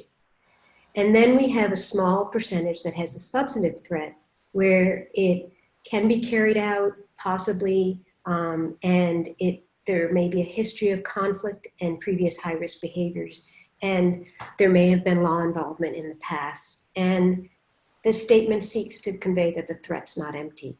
And making sure that our districts are using that language and are able to make that difference. I could spend a good 2 hours talking with you about that, but that's really important. And here's the significant part. If schools go through a full day of training where I want to call it the safety assessment team, but he calls it safety assessment team, has a full day of training. They have appropriate members on the team. They have communicate to the school how they're responding to a threat. This is the most important slide. If you don't do it in a watered down way, what Dewey Cornell shows is you have 15% fewer short-term suspensions per year and 25% fewer long-term suspensions per year. And that's controlling for school size, the percentage of low-income students, and the percentage of minority students. So by being rigorous about your process, you take away the implicit bias. And what you also show is that with schools that adopt a threat assessment process like the Dewey Cornell process, school authorities are more likely to hold a parent conference and use mental health counseling services than having police involved. So here's another troubling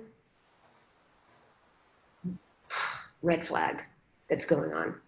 I've had numerous states ask me, counselors and psychologists that work in different states, about a very disturbing trend that's happening. And what's happened is there are a small number of shooters who also go on to kill themselves. So some districts have decided, because that's true, any kid who is suicidal needs to go through a threat assessment. That is stupid. And here's why. If you start channeling suicidal kids through a threat assessment, you increase the stigma of being suicidal. And you make kids who are in pain shut down and hide it. And that's dangerous.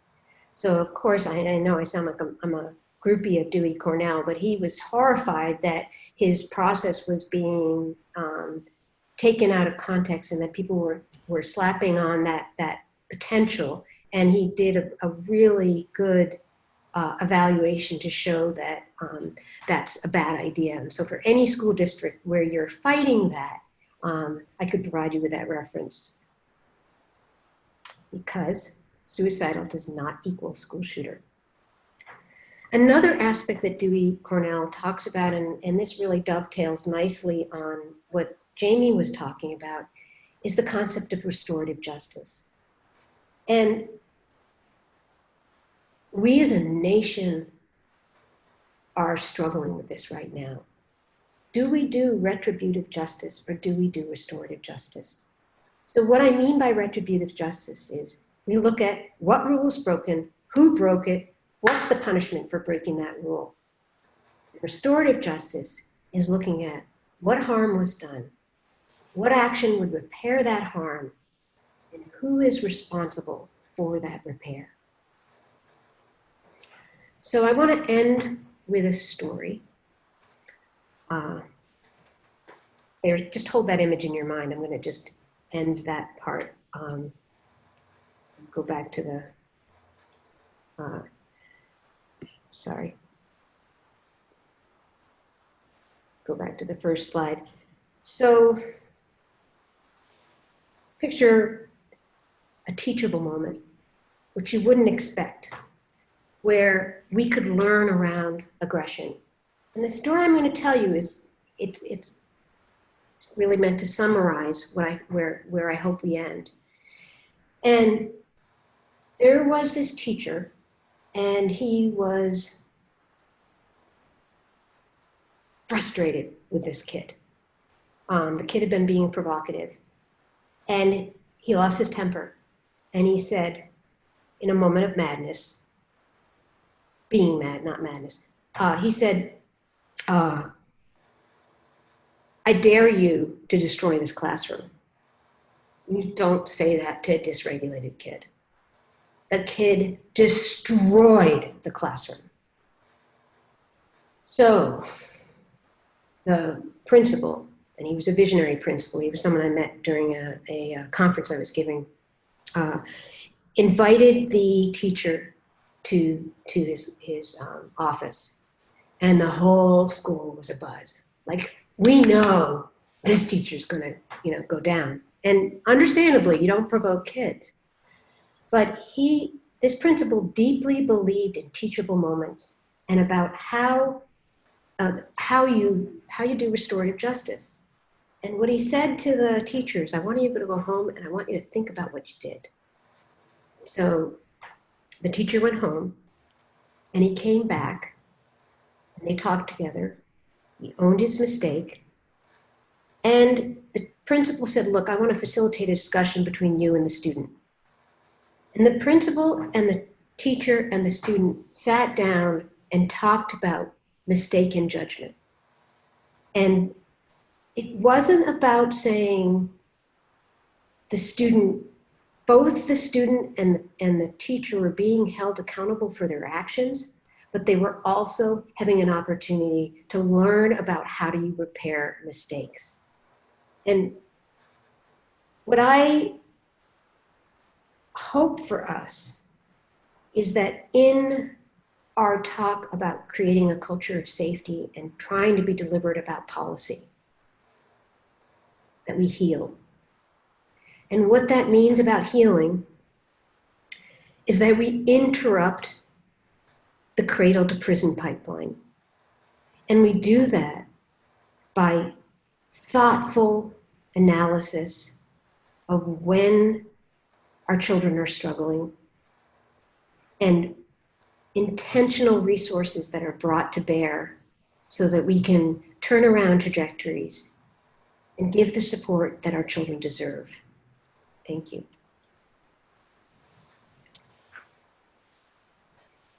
Thank you, Dr. Rappaport.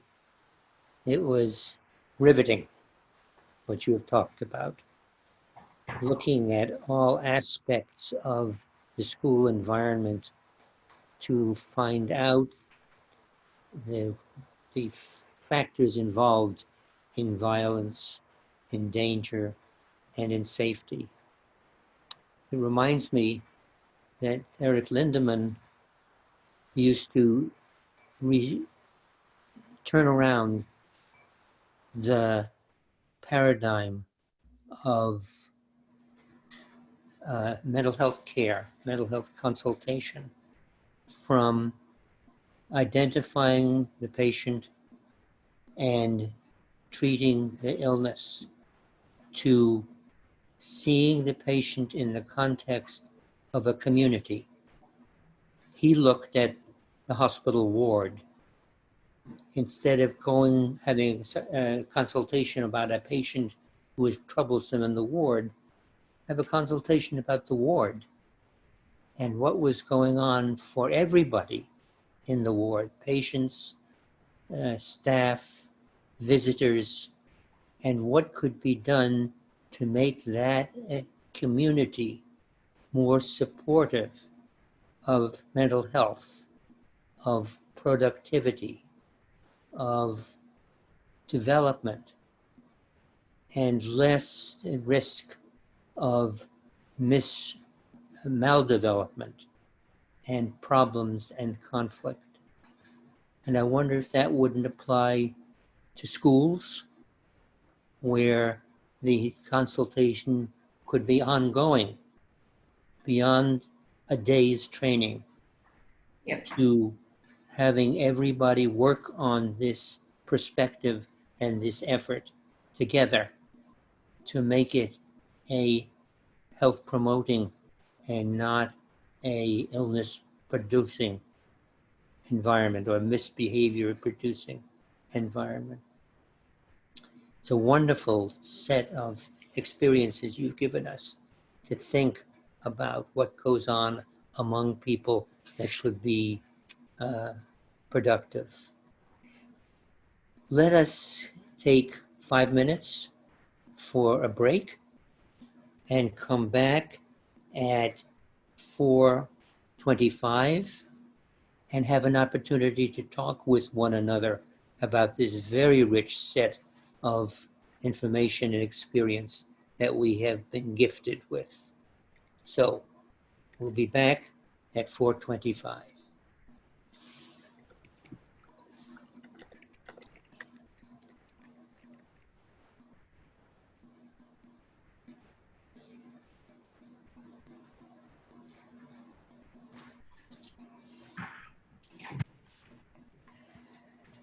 Going to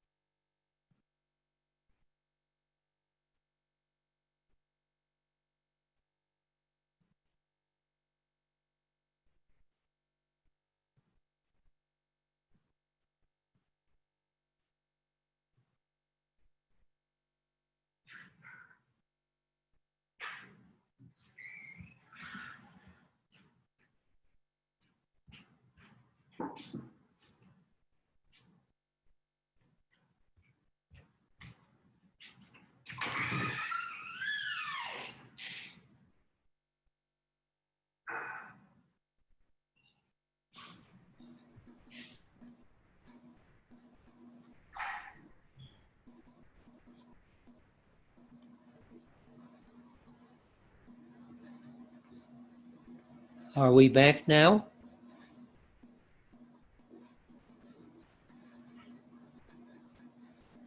Back.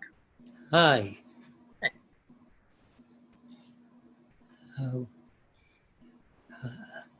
Welcome back.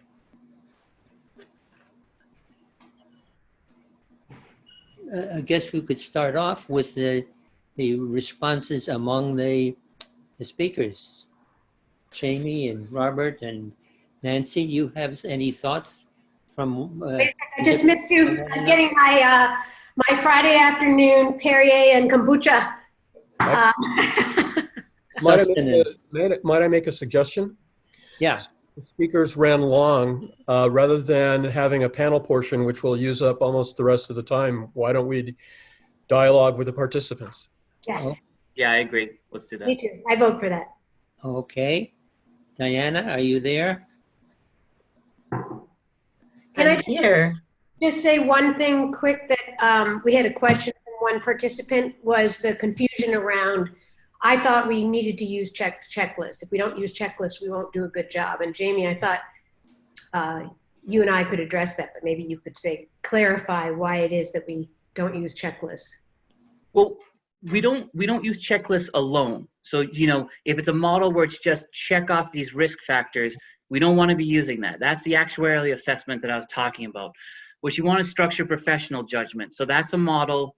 There's tools like the Savory, the HCR20, when you're talking about violence risk assessment, it's going to give you the indicators that you need to assess, right? That are research-based, but you need to do it in a way where you're not just checking boxes and counting them up, that you are evaluating carefully each one of the indicators and using your clinical judgment to form a comprehensive assessment of the risk for violence. Robert. I think one of the things that we've learned recently is that checklists are only as good as the base rates and the validity of the items that you have on it. And I wish I were more mercantile, because if I were sort of heartlessly mercantile, I would have joined the many people who wrote up bogus checklists and sold them for $25 a piece on the internet. The problem is that the risk is contextual. If I say somebody is at high risk, it sounds like they pack their risk in their overnight bag and they're the same level of risk wherever they are. And in fact, dangerousness or violence risk is not a trait, it's a state. And it's driven by so many contextual factors that you're just, you know, your risk of both false positives and false negatives are wild if you rely on this silly approach. Beautiful. Okay. I want to invite people to post their questions. I see a few. It would be nice to see a few more. So there's one question from John Keogh, a question for Dr. Barrett. Dr. Barrett mentioned school police arrests that are quote, mandated arrests by law versus other interactions with young people that do not lead to arrest. Could he please speak more to what, quote, mandated arrest means exactly? If two kids get into a fight, which is common in schools that have no police presence, how do school police treat that situation versus how would it be handled in a school with no police? Yeah, great question. There are for police, there are certain offenses in the state of Massachusetts. By law, it's a mandated arrest. And in both of the arrests that happened in the Cambridge schools, it was actually a domestic violence situation. I can't divulge details, but one was a parent-child and one was involved a dating relationship. The question around fighting, that's not a mandated arrest. There is a lot of leeway as to whether that's going to actually be a legal charge or not. Let me just say briefly, you know, we could talk the rest of the time on the issues of school police in schools. I don't think there's a one-size-fits-all answer for should you have police in schools. I think it has to do with who's funding them. I think it has to do with what their roles are, what their training is, what their partnerships are. It is such a heterogeneous issue. In Cambridge, we're fortunate. Our police department funds our school resource officer program. That's coming from us. So that's not taking from the school budget. And in fact, the police would save a ton of money if we cut the youth resource officers. But we don't want to, because in the past we didn't have a youth unit. When our officers came across kids getting in trouble, and it could be fights in school, they had two choices.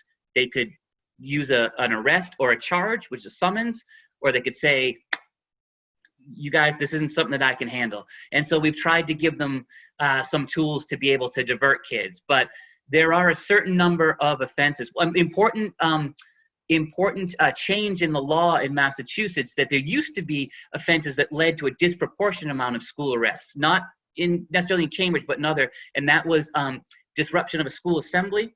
And that is no longer a charge that a juvenile can receive. So it prevents schools from just being able to say, this kid's acting out, arrest them so we can get him out of there. And that was an important shift in policy recently. Okay, and Sarah Stewart has a question for Dr. Rappaport.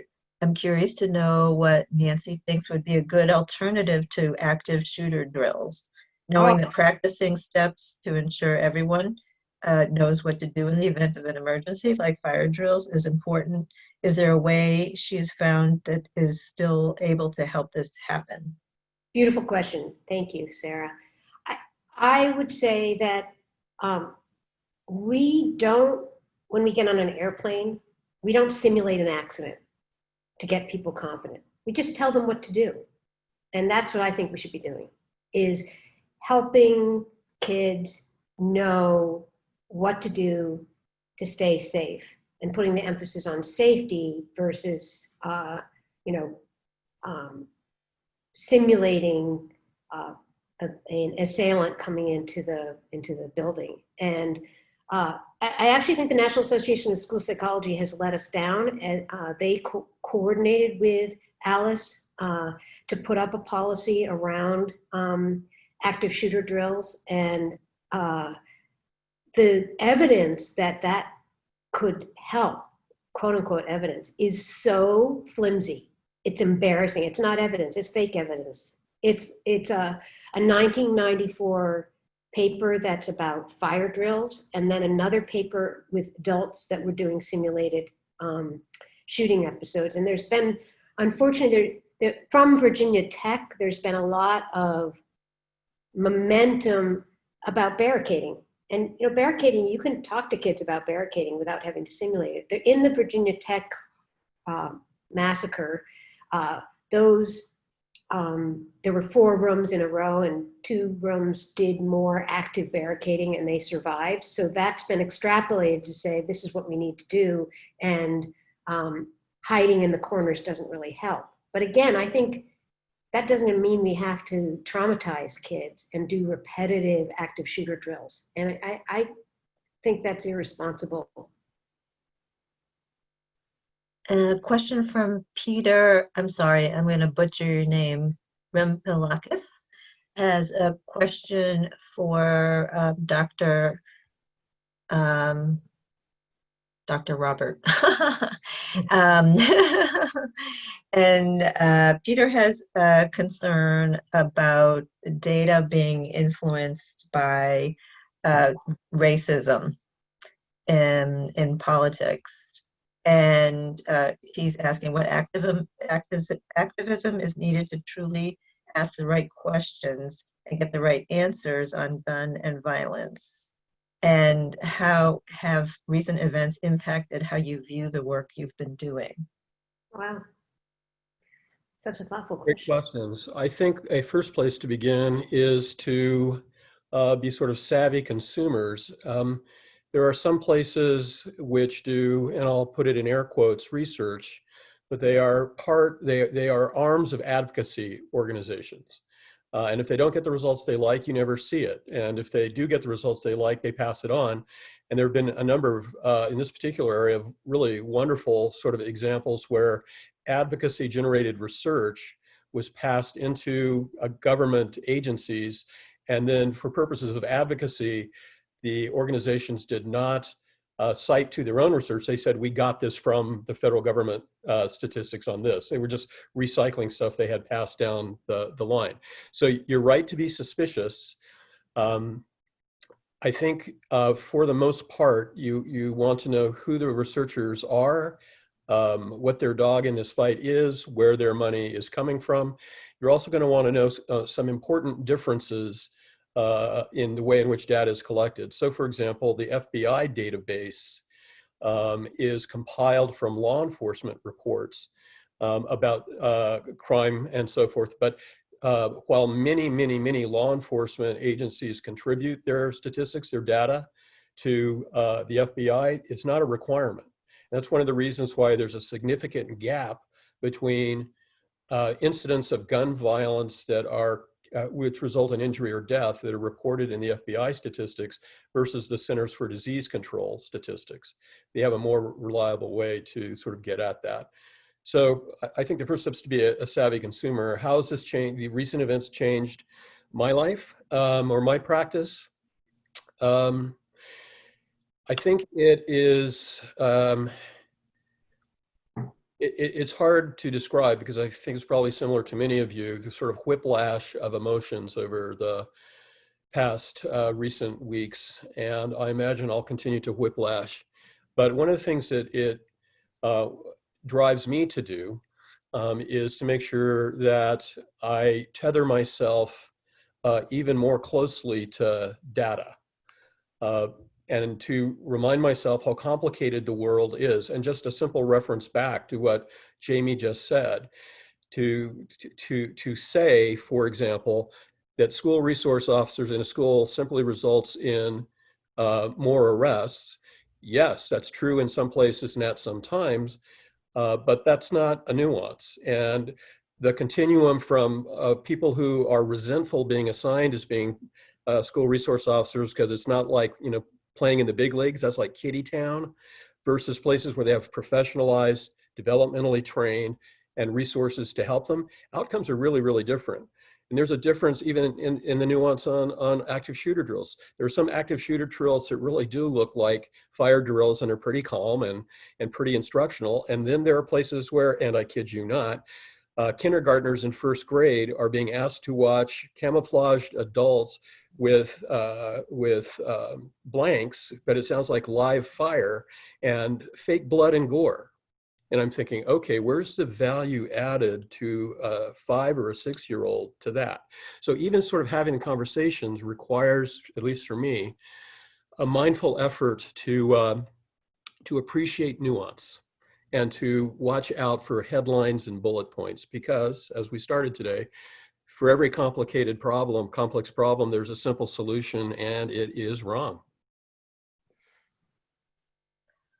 And Mr. or Ms. Wexner has a question. Can you, and I'm not sure who would like to answer this, or maybe several of you.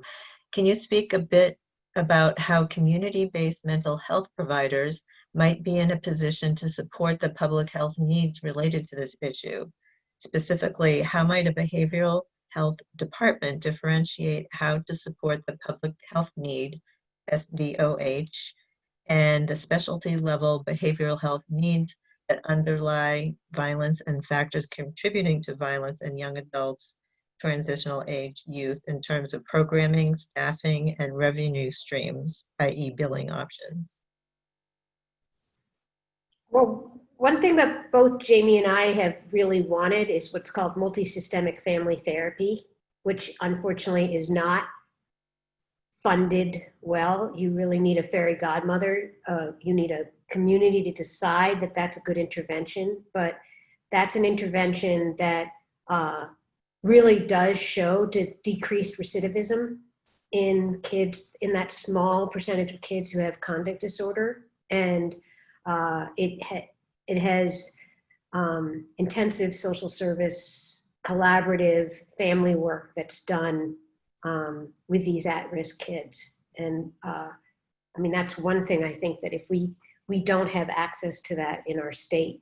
And many schools struggle with how to work with that small percentage of kids who really are imploding and taking a lot of resources from the school. So, and the other piece I always say to clinicians is make sure you go over with each of your and have it as a policy in your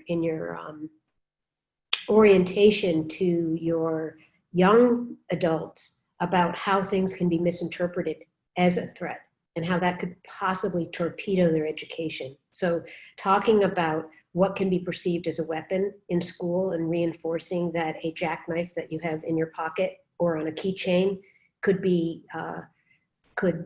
jeopardize your education, that an outburst on the computer could again undermine your education, and really being explicit about that is super important. I would just, go ahead, Jamie. Oh, please unmute yourself, Dr. Barrett. On one point on that, when you're talking about, this is directly, when you're talking about this idea of funding kind of new departments, one of the things I've heard recently is, let's take police completely out of response to folks who are in mental health crisis and do it through emergency clinicians and peer supports. And I actually called around to my colleagues locally and said, do you all have teams of clinicians that are ready to respond to every 911 call, regardless of what it is, at 2 in the morning, and you don't know what that person's situation is, if there's a weapon, if there's violence going on? And they said, of course not, we wouldn't do it. In fact, emergency clinicians know a lot of times they're not going out without a police officer. Now, it's a different story. Do we want police officers making therapy referrals and housing referrals and getting involved in, trying to link these resources? No, that's acting too much. And that's why our model is one that we have clinicians working alongside officers.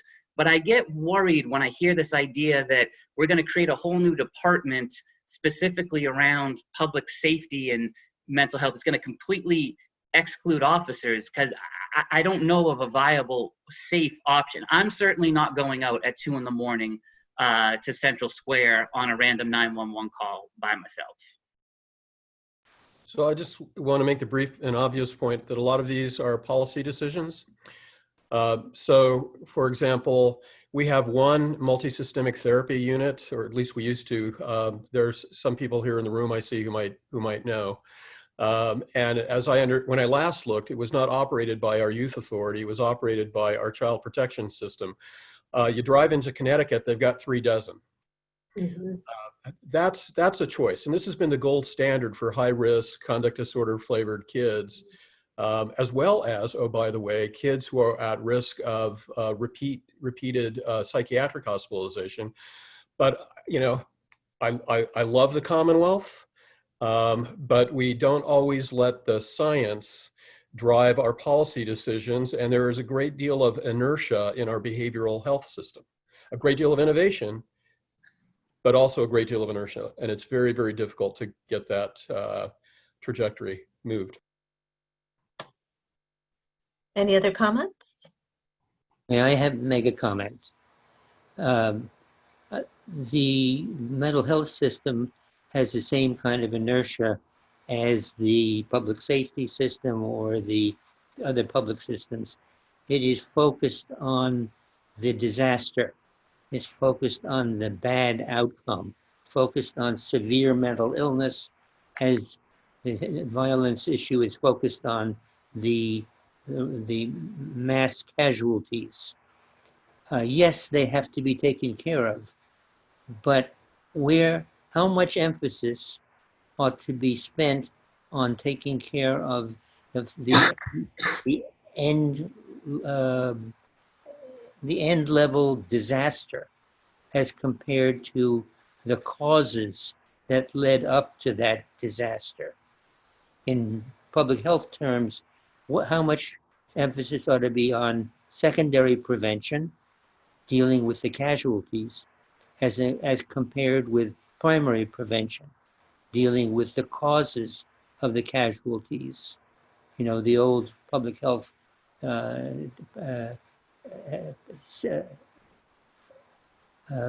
picture of pulling the bodies out of the river versus going upstream and finding out how people are falling into it.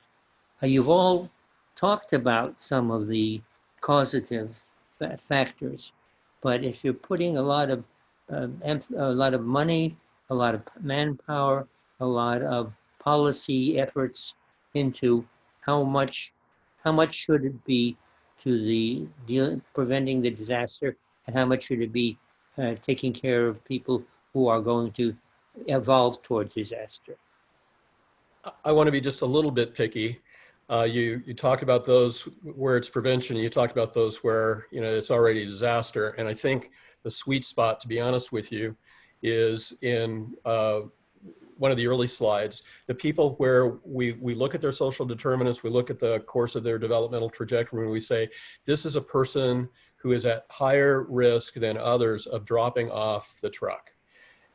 Most kids, in terms of violence, most people are going to figure it out even if they are a pretty serious violent delinquent when they're 14 or 15. Most of them are going to figure it out by the time they're in their late teens or early 20s, almost no matter what we do. So we have to avoid over intervention, or else we actually increase the risk of recidivism. But where I think Jaime's work is really interesting, you've got kids, you already see them getting into trouble. They're not locked up in DYS yet. If we don't support them when they are still at risk of doing so, alter that trajectory. So I guess my plea would be that behavioral health people learn how to think in systems ways. And I loved Jaime's example of a kid that they were working with, and somebody thought it was their job to ask the question, so is what we're worried about being driven by food instability, housing instability? Are there things I can fix? I agree with you. Sending a recommendation, giving therapy so it improves his coping skills, that's a worse than useless recommendation. But saying this kid may not be hanging out with some of the people that he's hanging out with in his social network that puts him increasingly at risk of a bad thing happening. If he had a stable place to live and something positive to do between 2 o'clock in the afternoon and 9 o'clock at night. And I very rarely get clinical reports from mental health professionals, and we know peer groups are absolutely key to outcomes for kids.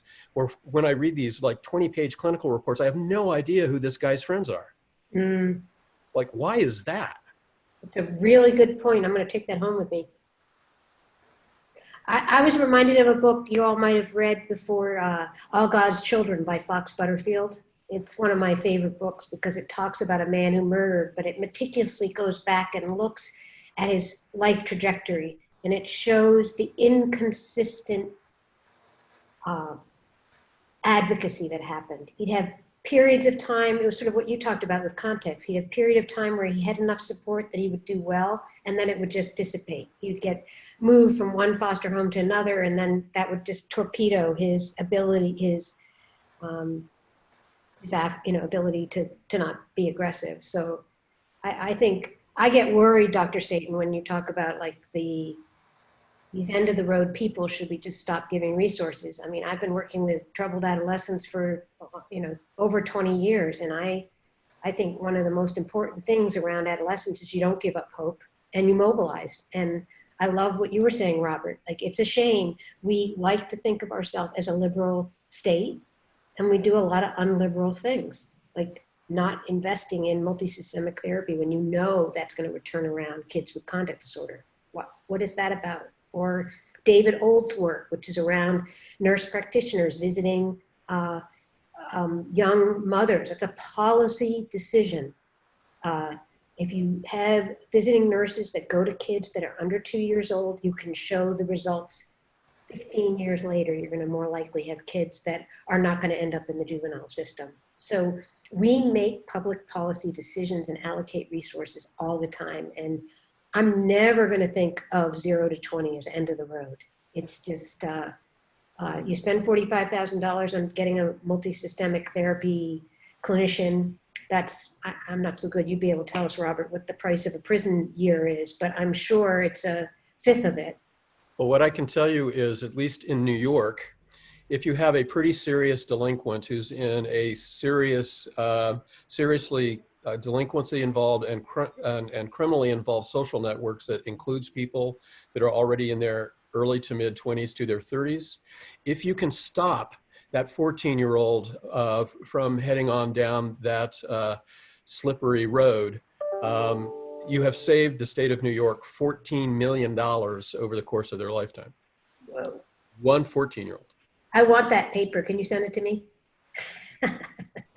Let me make quite clear that you two are agreeing with me that you ought to do things that prevent things from getting worse, from getting to the ultimate disaster. Mhm. Yes, the ultimate disaster has to be responded to, but not exclusively, and not without caring about how it got that way. Sure. Good. And Dr. Rappaport, there's a request to share the paper that you're talking about. The one that I was talking about, or the one that Robert was talking about? Raven, if you could clarify in the chat, I can clarify to you. And Dr. Satin, He mentioned the paper about the 14-year-old, and that if you could intercept the trajectory, that you could save $14 million. I certainly would love that as a policy paper to have in my stash. Ah, okay. And Dr. Satin, I wanted to check in to see how much more time there is for questions. I don't know. About 8 or 10 minutes. 8 or 10 minutes, okay. Let's see. Okay, Mary Jane Beach comments, I agree that it feels like there's an inertia other than youth development, youth empowerment pilot projects 5 to 10 years ago. What steps do you recommend to move the state towards acceptance of multi-systemic practices? I am an LMFT. Not sure who wants to take that one. Would you repeat the last part of the question? The part before I'm an LFM. Okay, what steps do you recommend to move the state toward acceptance of multi-systemic practices?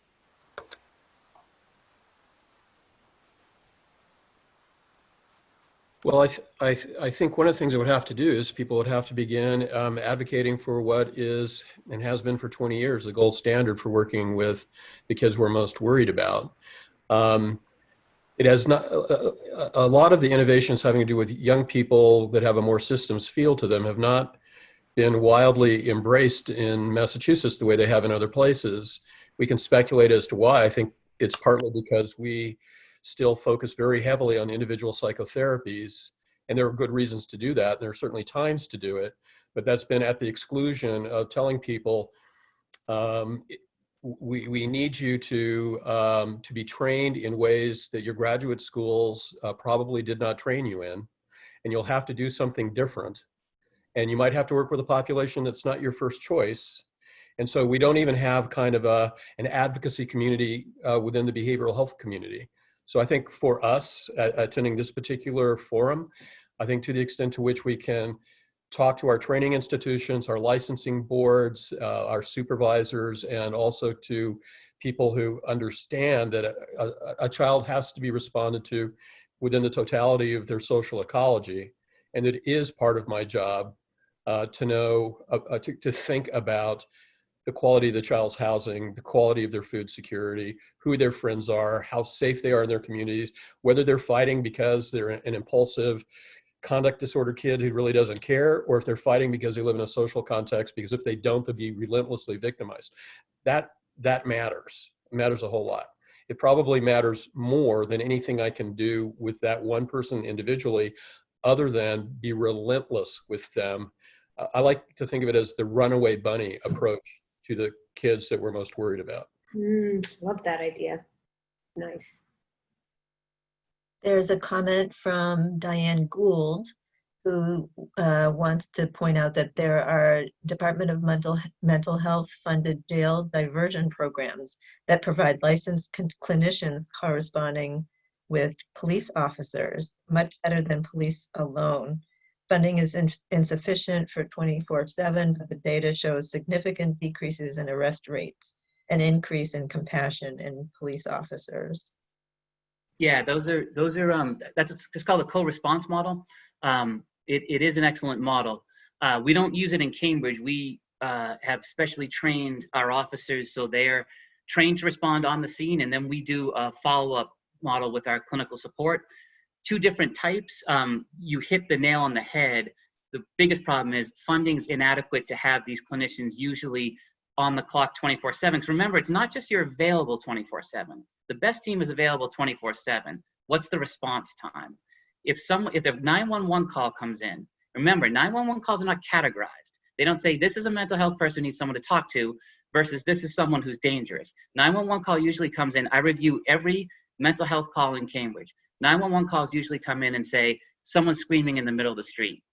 The reason we have police on patrol is so they can respond in under 3 minutes to a potentially lethal situation. So my problem with co-response models is, do we have enough clinicians that are out in every sector car that they can get there on time? Right now, we don't. Okay. And Dr. Sutton, do you want to leave it there or one more question? No, go right ahead. You got another 4 minutes. 4 minutes. Okay. Let's see. And there was one here. So from Kathy Ribboul, I hope I'm saying your name correctly. How would Jamie and Robert suggest using Jamie's model in a community that is very distrustful of police? Can the police take on less of a leadership role and just be a small part of it so distrust doesn't hurt the success of the program? What was the last part? The last line? Can the police take on less of a leadership role and just be a small part of it so distrust doesn't hurt the success of the program? Yeah, I mean, it's a great question. If you don't have the trust and you don't have the proper training and you don't have the proper policies in place, it's going to be an absolute bust and could cause more harm than good. If you look at the leading voices now for police reformation, not complete defunding, for reformation, from the people who actually do the work. Look at my commissioner, Commissioner Barrett. Look at Ron Davis. Look at Thomas Apt. Look at these major, the people who study this all the time, right? That's what you need first. If you don't have that, it's going to be in trouble. And yes, there could be a model where you want police taking more of a back seat when possible, right? When possible. They're still going to have to reply to emergencies. There's just no safe way to not have some form of law enforcement responding to emergencies. But yeah, if you don't have the trust, the right training, the right policies, the right people in the job, to Nancy's part about human detectors and the people, can we worry about the people and the people in the roles? You need that first. Without that, every other model just falls apart. And in fairness, though, that's not just police. I mean, with clinicians, they have to have basic trust. With teachers, you've got to have basic trust. I mean, we are humans that are wired to assess our safety, and that's a basic need of ours. So the police aren't alone with that. It's just around the accountability that's gotten us into trouble. Well, thank you everybody for the questions. And Dr. Sutton, I'll just pass along to you that there was a question about how to get CEUs from attending this. All roads lead to CEUs. CEUs, you apply to Dean Abbey at the William James College, and he will sign you up for CEUs and take you through David, let me just simplify the answer to this. Most people on this program will receive or have received already an email with an evaluation form. We wish everybody fill that out regardless of whether you're getting CE credits or not. And if you are getting credits, once subsequent to filling in or responding electronically to the evaluation form, you'll get a subsequent email with a link to your unique certificate of attendance. Let me thank the three speakers who are wonderfully rich, experienced, and invigorating on this topic. It was a real pleasure and a gift to be able to have that kind of learning and that kind of sharing. And let me remind people that the recording of this Lindemann lecture will be eventually available on the William James College website, which is www.williamjames.edu/Lindemann. Thank you all for making a very exciting and valuable experience.